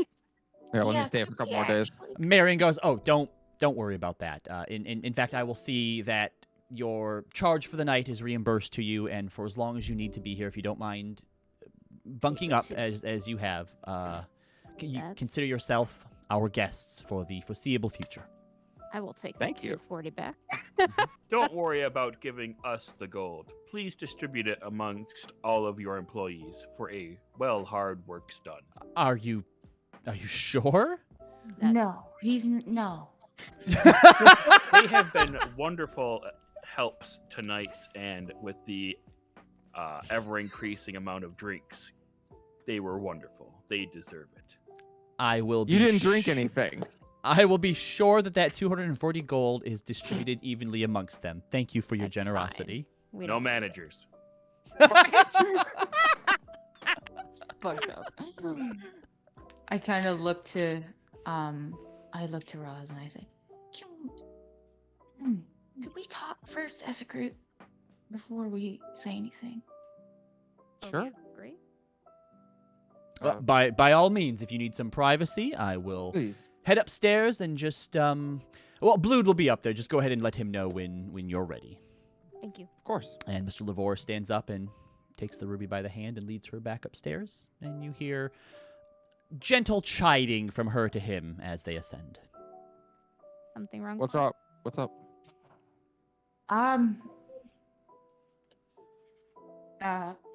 And you can kind of see that like Corey's form is like shifting, like they can't choose, or they're like having like a crisis right now. Zana puts her hand on your shoulder. Just choose whatever you're most comfortable with.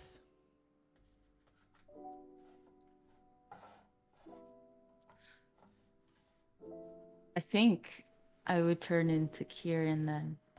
Okay. Guys, I'm sorry.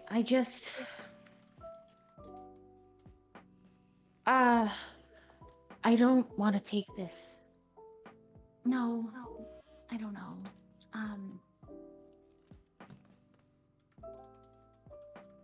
And I look at Zana. I'm pretty sure that I know who those people are. Then your And- intel will be valuable in saving this little girl. But they'll... And do you still have the picture, Maeve? Yeah. Or do I have the picture? Okay. Oh, I mean, I can bring it out if you ask me to, but. Maeve, can I see that picture really quick? Mm-hmm. Okay, so this isn't me. I mean, yes, this is me now. But, so, long story short, this may or may not have happened to me a long time ago. But not like I was the kidnapped child. More like I was used to help kidnap the child. Used to work for this pirate group? Kieran's getting like visibly upset. Yeah, not on purpose, not intentionally. Okay.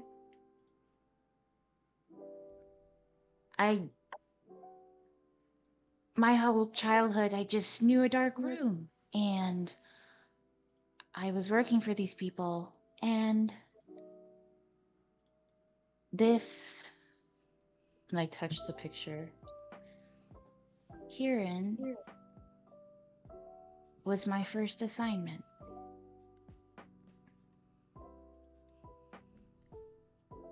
And a lot of stuff happened, but I was on the run, and this is the first time I've been back here in a very long time, honestly, since then. And I was already iffy about coming here, but now that I know that they're still doing what they do, I don't know. Now you have a responsibility to stop it. You took part in it once, right? There's a little girl who needs your help. Our help.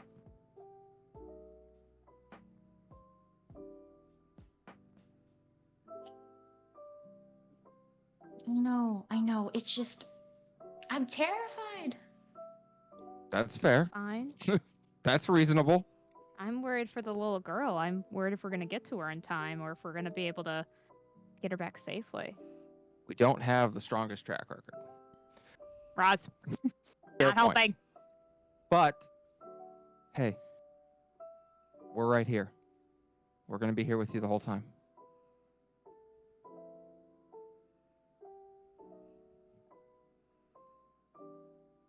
Okay.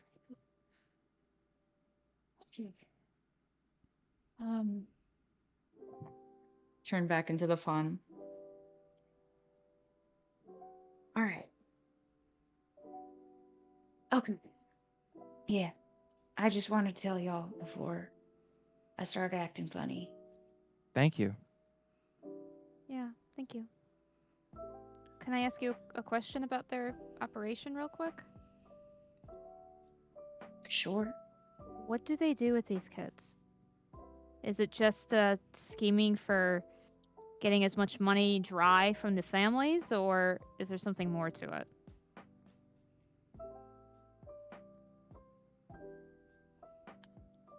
I don't know. I was just a kid myself. That's what it sort of seemed like. It wasn't.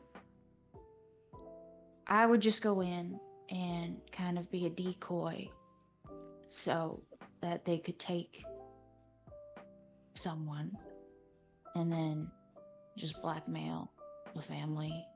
But that's all. I only did it once and I ran away. So, All right. yeah. And we're going to make it right. I hope so. Second chances for a reason, right?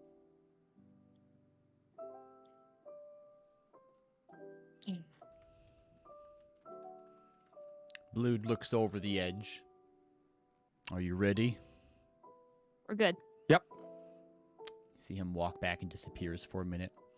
And then coming back out, you hear a third energetic voice bouncing around arm in arm with both Marion and Mr. Lavore. You see a blue tiefling, about 5 feet, 3 inches tall, blue hair, pretty green dress, dark blue freckles. She wears a belt with a symbol of an open doorway leading down a path on her waist. She has flowers and ribbons tied into her hair and around her horns. And she's like, and you're never going to believe it, Mama. The things that we had to do, giant kraken thing, almost, not quite the size. I mean, that might have been a little bit bigger than the one that sank the ball eater. But anyway, it was just the most insane thing that ever happened. Oh, are these our friends, our new guests? And she's like, yes. This is one of your father's business meetings, essentially. You don't have to call it a business meeting. So just act a bit more formal. Formal. Perfect. I got it. And she comes on down. Welcome to the lavish chateau. You've probably already done that. So I understand that you need my help, and you have agreed to do a thing for my dad, so I'm gonna help you. You could always... Jester, it's... If you're going to give them something, and they're going to do something for you, then usually you want to wait until after they do it. Otherwise, they could just run off and not do it at all. But We wouldn't do that. said that they're heroes, right? And so they're going to do the heroing thing? That's the plan. All right, There's a then. little girl at stake, yeah. All right, then yeah, you're obviously going to need to be healed, so who's got the ouchie that they need me to fix? And she holds her hands up, they start glowing Roz this, has the ouchie. this eerie Roz green puts her color. hand up, a little bit confused. All right, what is it that we're doing? Can you fix this? She shows her shoulder. She kind of walks up and inspects it a little bit.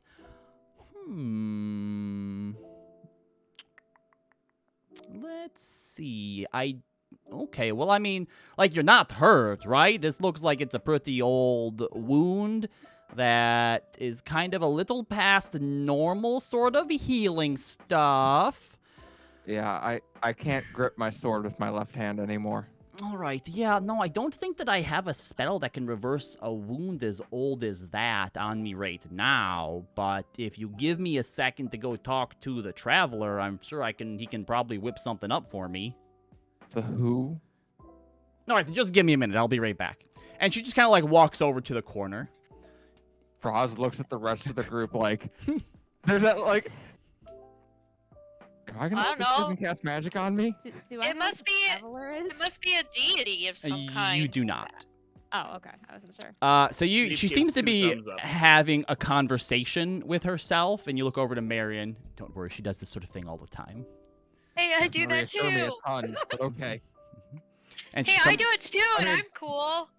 I mean, Roz actually looks like, yeah, I do that a lot too. Actually, never mind, it's fine. Yeah, Yep. you all talked. All right, so she comes back and goes, okay, Artie says that he can help. He's going to teach me something new. So one moment, please. I need a parchment and a quill. Papa, can you get that for me? Yeah, I d- can get it back. Oh, it seems she has one for you. All right, and so she takes it and starts like kind of scribbling some stuff down, looks at it.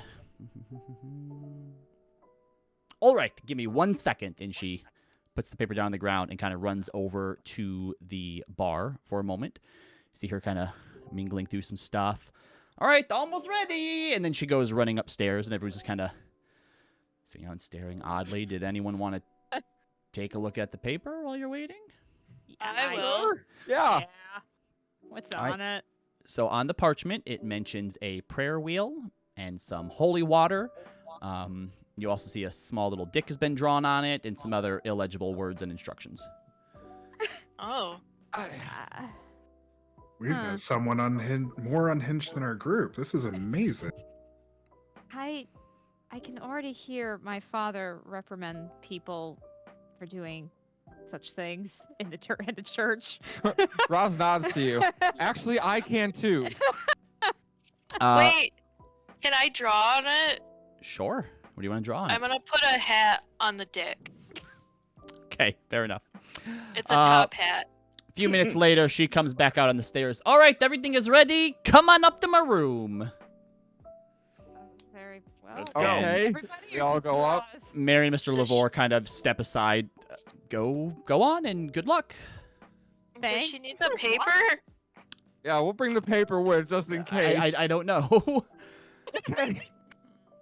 So, I'm feeling less certain about this by the minute. yep. So you head on Figure this out. upstairs and follow her down the hall and into a room that looks gorgeous, beautiful room, but definitely looks like a child lives here. There are drawings all across the wall, and sort of from the left all the way around to the right into sort of this mural. You can kind of track not just the age progression, but like the skill of the artistry as it gets from one side over to the other. You see battles at sea. There's the sort of main centerpiece is this large, ornate, almost sort of natural door that has been carved into a tree, and there's a figure depicted on it that is just this mysterious, cloaked man in a green hood with yellow glowing eyes. You see the adventures of some group, a small sort of halfling. You see a orc with a sort of ship captain's hat wielding a falchion, a human wizard wreathed in flames, a tiefling, a furbolg, just all sorts of stuff, and tons of books everywhere. And as you come in, she has a door open on the other side. Goes, all right, some things might happen. Hopefully it doesn't get too loud. If I woke you, I'm sorry, but just go back to bed. Everything's going to be fine. And she shuts the door again and turns back around. All right, I'm going to You warn remind me so much of my sister. you. That One. is a good thing. Yeah, Ari's interesting. Interesting is good. All right, so this might be, or it might seem, a little unconventional, but I'm going to need you to just trust me, okay? Yeah, trust is what I do. All right. She pats the bed beside her. Roz will go over and sit down. All right. So the spell calls for a prayer wheel. But we don't really do prayer wheels with the traveler. So, and she wraps her hand around something. Just hold on to this, please. What am I holding is on it? to? It is a carved wooden phallic symbol that has been painted green. Can you pull your shirt down a little bit so I can get to the area in question? My mother always warned me that this would happen one day. And she slides down the side of her tank top. She picks up from the bedside table a cupcake, wipes some of the frosting off of it, and fills the scarred sort of wound with it. She then takes a bite. Oh, sorry, did you want some? And she offers you a bite. Aw. I want a cupcake. Roz will take a bite. Okay. Don't worry, I have a few more. And she opens the drawer and passes out a few stale cupcakes to everybody. How do they stay for? Oh, they're not. Oh, you are. They're not super fresh. Oh, you are just like Ari. She then takes out a bottle of whiskey that she brought up from the bar and kind of pours a cap full and kind of adds that into sort of the frosting bit there, and starts to chant for about a minute, something you can't really hear under her breath. And during this, you actually begin to taste the sweetness of frosting sort of in the back of your mouth. And you also feel that slight sort of sting and burn of whiskey. But as you watch your shoulder, you see that the frosting in the whiskey is starting to sort of melt away and be replaced now with flesh and sinew. And as it completes and Jester looks up, she goes, "Hey, that actually worked out pretty well." And she kind of pokes it. How does that feel? And How what does it feel? normally would have been painful, it Agonizing. doesn't now. But every time she pokes it, you do get that aftertaste of sort of the sweetness of a cupcake followed by the burn of whiskey in the back of your throat. That's gonna make hugs interesting. I mean, there could be worse side effects. That's true. That's true.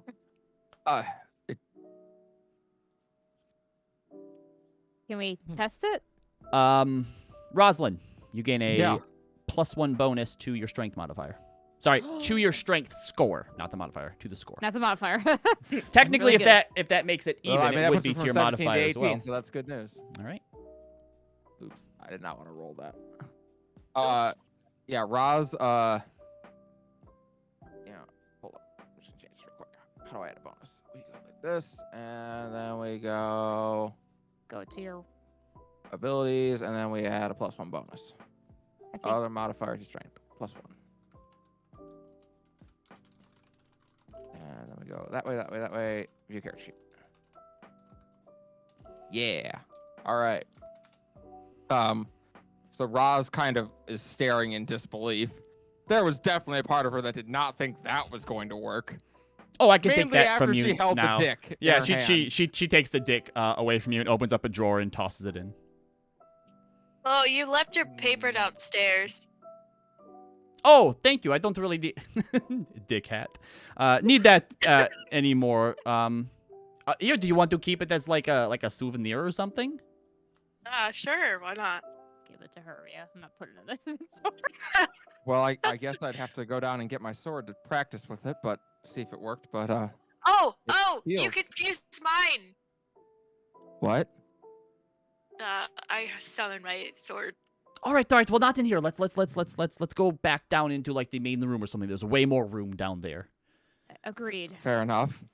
More Yeah, expensive isn't- stuff to stab too. Isn't your sword impossibly heavy to lift? I mean, I can ask him nicely if he'll, be cool. Fair enough. All right. So as you are heading back down into the main room, Marin has come back up, and as they pass, Jessica goes, "Could you go check on the kiddos for me? I need to make sure that they didn't wake them up too much. We were a little bit loud in there." And she's like, "Of course." And she continues on back as you head back downstairs where Mr. LaFour is waiting. Dress kids. Oh no. All right. So as you come back down, Mr. LaFour's like, "So I assume we have a deal then?" Yeah, I'm just gonna test out my arm and see if it works. Although she kind of like slams her shoulder once and sees that her hand doesn't spasm. Boromir, let Roz, swing around to see if her arm's fixed. You get no response. Please. Well, he didn't answer, so he might be pouting or sleeping, but you should just try it anyway. Okay. She offers her hand out. Her left hand out. Okay. I hand her Boromir. Could you describe to me, Roslyn, what you think it would look like if Thor handed you his hammer? I think the moment it hits her hand, she goes face first into the floor. Roz! Oh shit. I guess that was just him saying nah, not just him just ignoring me. Look at your Get sword. the sword off my hand, please. I pick it up and I don't know, make him go away. Okay. I am so sorry. Oh, All we right. may have Did done I that. just break your arm again? I'm not going to No, do it's the fine. whole, regeneration thing, but Jester, with a little glowing finger, touches your arm and it begins to feel better. Oh, you are incredibly good at that. I wish I was that good at that. I've been doing it for a minute. All right. Well, anyway, I need to get back with my crew. I kind of own a bit of a ship. So if you need anything else, my dad here is going to be happy to help you with anything that you need. And good luck rescuing the little girl, because that's important work that needs to be done, okay? Thank you. Okay. Thank you. Yep. Truly. All right. Bye, everybody. And she runs back upstairs. Bye, Dick Bye. Mage. Well then. Right. That was certainly exciting. Yes, it's something else when she does her traveler stuff. So, I like her. as do I. Seems neat. You Well, if doing okay? there's anything else you need, do let me know. Again, the meeting is in 3 days' time from now. I will make sure that you have everything that you need as far as a crew and a boat goes. And we will meet the night before to go over whatever it is of the plans that you have. Sounds good. Roz is going to go over and grab her sword off the coat check and go outside to go practice. I'll come with. All right. May will return to a room, I guess. Okay. Zana was about to just walk off without saying anything. Of course she was. But since you and Hermia are outside, you kind of just notice, just sort of as she just steps out of the shadows, just randomly. I'm going to go learn what I can about this place. It's been a while since I've been here, and we could use a bit more insight. She maybe just kind of raises an eyebrow before sighing and just goes, "Okay, just remember you need sleep too." She nods. Did she walk past us? Yeah, she kind of said that to anyone who was sort of outside about to watch whatever it is that Roz decides to do. Oh, okay. Be safe, I guess. I don't know. All right. So, Roz, you spar with Hermia if you'd like, but indeed, your arm feels like it... I don't want to say how it always has, because at least for the past few years, it's felt a certain way. Yeah. But it's as if that wound never existed. It's like you've never, switching back to sort of your primary hand. It's like riding a bike. Yeah. I think she looks a little rusty at first because she hasn't done it in a minute now. But very quickly, she's always been a little bit ferocious and vicious in her swings, but always a little uncoordinated. And now she is not. Her movements are much more precise, practiced. She has done this. She used to do this every day for 10 years, or for 8 years rather. And it shows. But Now you can dual wield swords, though. I mean, she probably could. But the shield's really nice. But even better though than the sword is that with her shield back in her right hand, she's a lot better with it. And also, it's not just lashed onto her arm anymore. She actually has some hand control over it. Now I can disarm you. Without having to take my arm off. Yes. Yep. But by the time she's spent 10 minutes doing this, she cries a little bit. Why? It's very emotional. Are you just happy? Sad? Yeah. No, I'm happy. Oh, okay. The day my mom told me that it would never heal. I mean, I thought my life as an adventurer was done that day. Mira taught me how to use my other hand, and my sister worked with me on it every day. And but I never was going to be as good again. And I guess I had to learn to make peace with that. And now she punches her shoulder again. You taste cupcake in the back of your Now throat. it tastes like cupcake and whiskey. I think the worst fact that you know how to use a sword with your non-dominant hand makes you stronger. Yeah, it's a useful skill to have. Have you ever thought about learning to use yours? I mean, I'm only passable with my dominant hand. God knows how I'd be with my non-one. You are far better than passable, Hermia. You are better than me. I don't know about now. You hear in your We could voice, find out. in your head, no, you are. Okay, let's do it. And now you talk. All right, let's do it. Roz and Hermia gonna spar? Okay. Mm-hmm. Yeah. Go ahead and make both of you a initiative check first. See who goes first. And first one to land 3 blows wins. Why are you laughing? What? What? What? What? I got a 15. All right, Roz, you get to go 8. first. Jeez, my voice. I rolled an 8. I see a... Oh, that was a strength one. Sorry. Okay, Hermia, you get to go first. I thought you were rolling with an advantage or something. All right, so Hermia, you get to go first. Go ahead and make an attack roll. Okay, just one roll? You can attack twice. You get 2 attacks. Okay. First one is a 15 plus 9. That'll hit. And the next one is We're not going to do any damage since you're not trying to actually hurt each other. a 14 plus 9. That'll hit. All right, so you land 2 quick blows on Rosalind.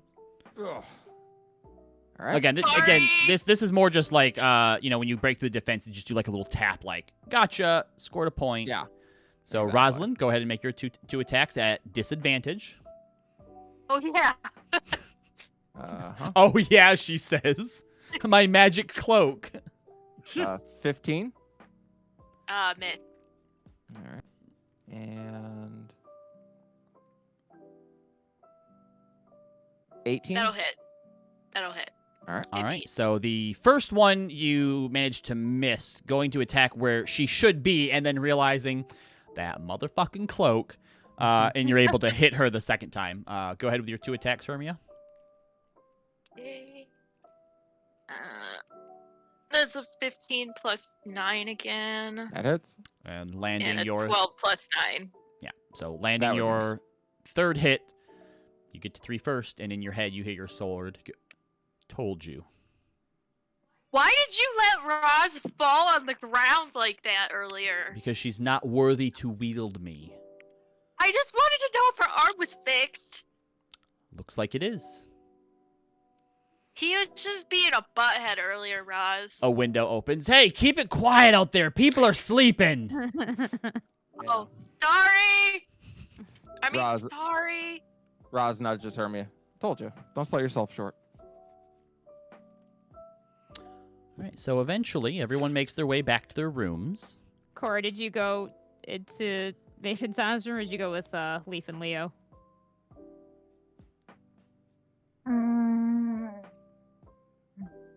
That's a good question. I don't think I paid for a room, Robbie. You didn't need No, to. you definitely did not pay for a room, but Yeah. Don't need to. But- again, That's why Zana we have- They mentioned covered it. Zana mentioned okay. you You're allowed could to have stay with one of hers. Yeah. Yeah. So I just didn't know if you were. Yeah, in the room there or just weren't enough rooms for everyone to have their own, so you have to go to one of 3 rooms that were given to them. Okay. I probably go to Maeve's room just because Zana was like giving up her spot, right? Yep. Yeah. Yep. Yeah. Oh, Corey, you're not staying with Leaf and Leo? She didn't hear about the No. arrangement. Oh. Yeah, I didn't pay for a room. Shit. Well, Oh, I guess it doesn't matter now. That's fine. I just thought we know you didn't pay for a room. I thought you would be staying with Leaf. Yeah, no, I'll catch up with him.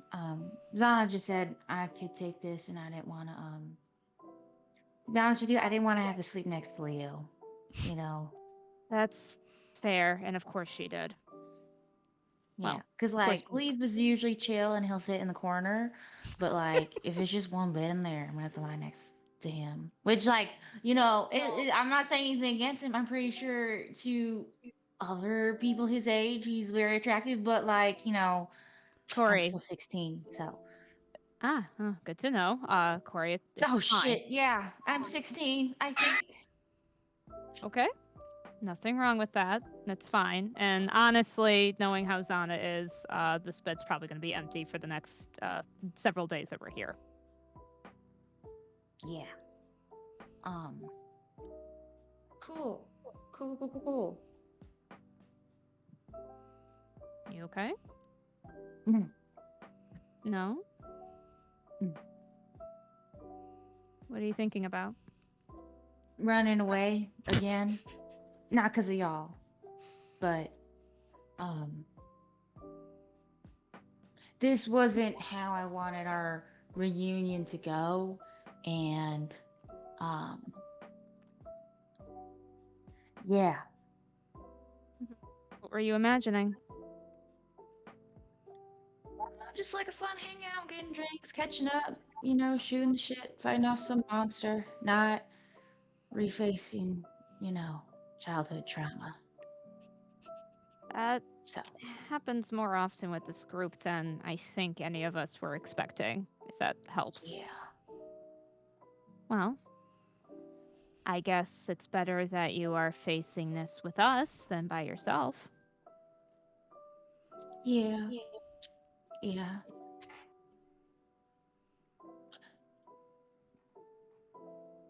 I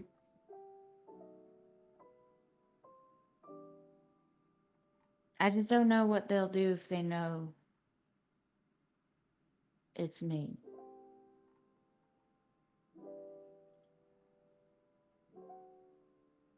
What'd you say?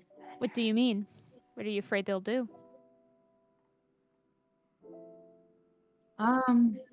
Well, technically, I mean, I don't know. I don't really know, but from what I could gather after escaping, um, I'm assuming I was their property. Hmm. I don't know. Corey, there's a warmth or like a gentle tugging that's coming from your card box.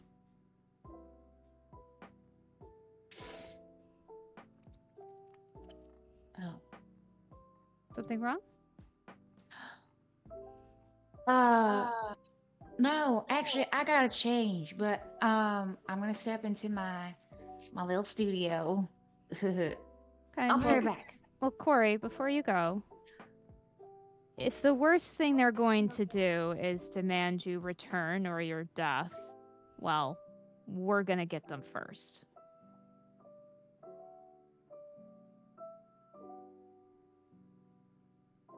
Yeah. Yeah, I hope we do. I know we will. With the things that we faced,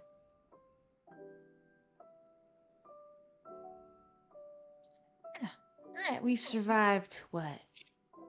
Um, demon frogs, Mm. kind of a werewolf. we just recently dealt with giants. Holy shit. Zan almost died, actually. She's okay, but yeah. Oh, me and Roy, we kind of snuck around. Well, glad you two He made it says, "Hey, safe. by the way," and I those wink. giants were no joke. But what? Oh, sorry, he made a noise. But either way, we got this, and we got you. Yeah. Have our back, and we'll have your back. Thanks, Maeve.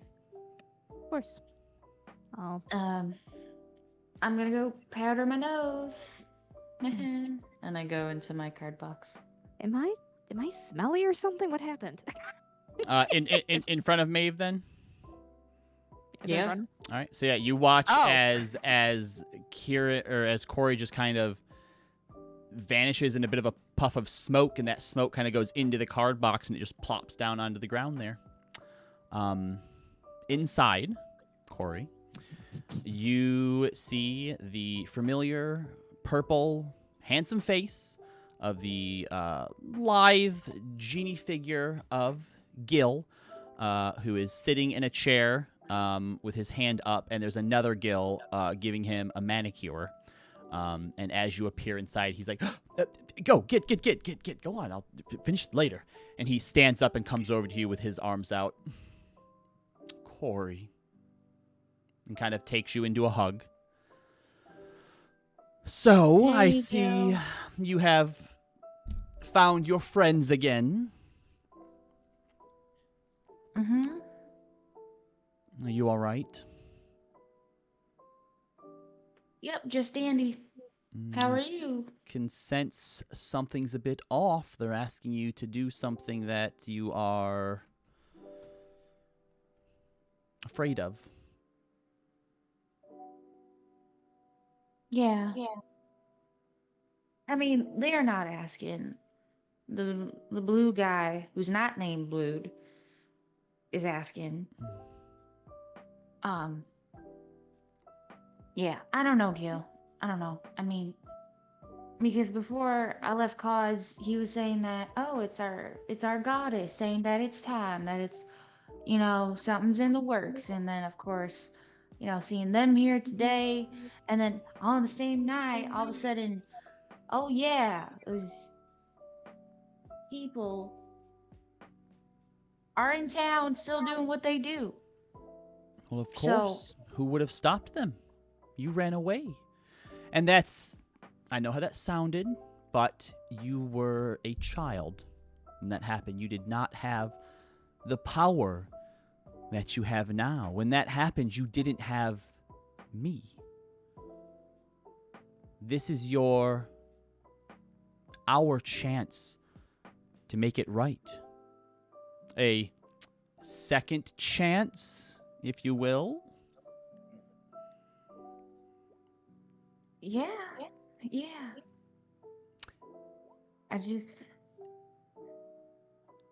I don't know, Gil, it feels very much like this is against everything you've ever taught me. It's always like,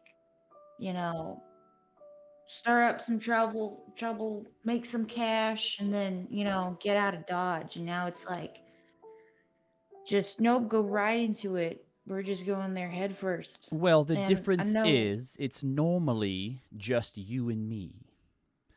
But in order to take on bigger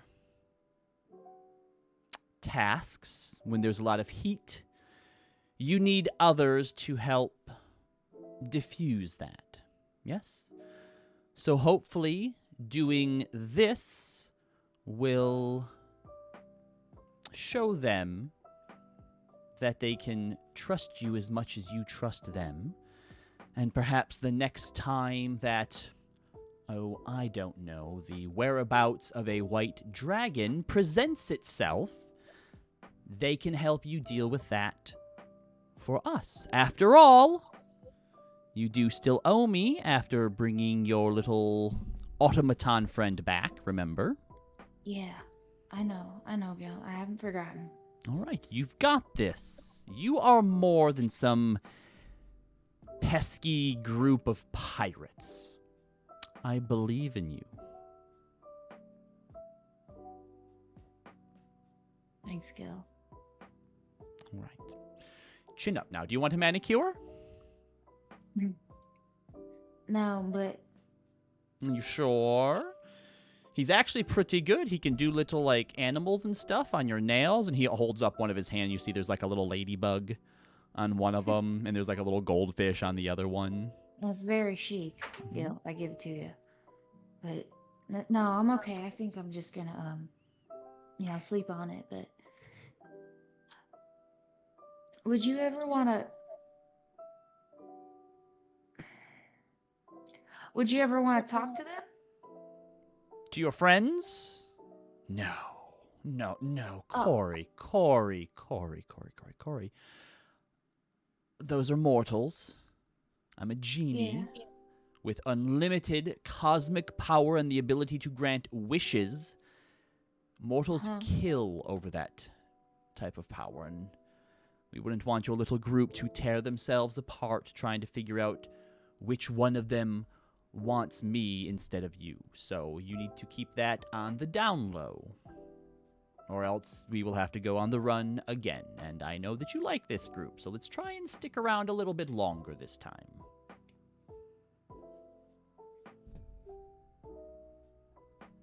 Gil, I know you say that, but I don't think they would do that to me. Well, Kieran, we've gotten as far as we have together because you leave the thinking to me, remember? And there's a reason for that, all right? So go ahead and go and I know. sleep on it. Get your beauty sleep. It's been a very rough day for you. We'll talk again another time. All right. All right. Good night, Gil. Good night. And he goes back over and sits in his chair to resume his manicure as you poof back out. Well, maybe I've- he's been watching the card box. I've missed Gil. Oh, Yeah, I'll bet. I have a pout on my face. I'm like, oh, hi, babe. That's an interesting trick. Yeah. How long has Yeah. that been a thing? Well, remember with Leaf when he almost died? And that kind of happened? Yes. Yeah. It's And just you like a little private pocket room that, like, if I ever need to, like, change or anything, or, just need some privacy, it's my thinking space. or find a way to revive a friend.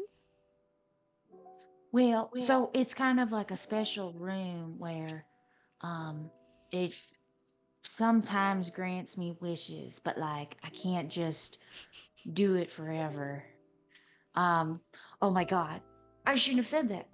Uh uh It's okay. We never really talked about how you brought Leaf back. You were pretty distraught at the time. yeah. It I shouldn't have wishes is not the word I wanted to use. It's more like it gives me like cool powers sometimes. Like, yeah. So because of the box and the cards, sometimes I can do extra cool stuff. So that's how I brought Leaf back to life, is what happened. Oh, so Yes, sirree. you can do that? You can bring people back to life whenever you want to? Sometimes I have to, like, I can't just do it though forever. Like, I have to, like, feed the box things What, sometimes. like Hermia's sword? What does it feed on? No, no, it just needs like some items, like it's like I'm paying it back essentially. So Is there a it gave me a power thing, and so I have to give it something back that it wants. is there a person in your pocket dimension? I need That's crazy. It's so Insight silly, check. babe. Make a deception check, Kieran. Oh Well, we'll shit! Hold see. on. Even though How I get long? advantage on How? insight, I only Oh get wait, never mind. +3, so we'll see how this goes. Yeah, you're probably gonna beat it. I always roll shitty on these things. I'm gonna use one of my instos that I still have. It's fine. I Oh, rolled a by the 10. way, you of course were our surprise tonight, and Dolvik said that all the inspiration he was storing goes to our surprise. So you have 5 inspos. Just one. Valkyria gave hers to Hermia. Oh, okay. Sorry. So just one then. Yep, one inspo. So, that is No, Dolvik's is 25. 2, so 2 inspos. Okay, so Okay. obviously her card box is magical. That much is Yeah. clear. Yeah. And you've heard crazier things. Hermia has a talking sword that can do all sorts of stuff. Leaf has, these vestiges now. I mean, you want to talk about weird magical things. Look at Leaf. It's a crazy world out there, and, this is just one more crazy thing to add on to it. Okay. Why didn't you tell us about this box before? Be good to know that we can heal and raise. I mean, be really helpful to know that we have someone that can do that. It's not like I can do it all the time. Like, I have to still pay it back for whatever big thing I did already. So I still have to pay it back for Leaf's thing. So it's not like if someone were to die right now, I could just do it. Um, but I don't know, not every magician will show you the card up their sleeve, right? And yeah. And I know I'm working on honesty and all of that. So it just I guess, like, what you guys have, and like you guys earned that. You guys, like, developed whatever skill set you have, and like this is just,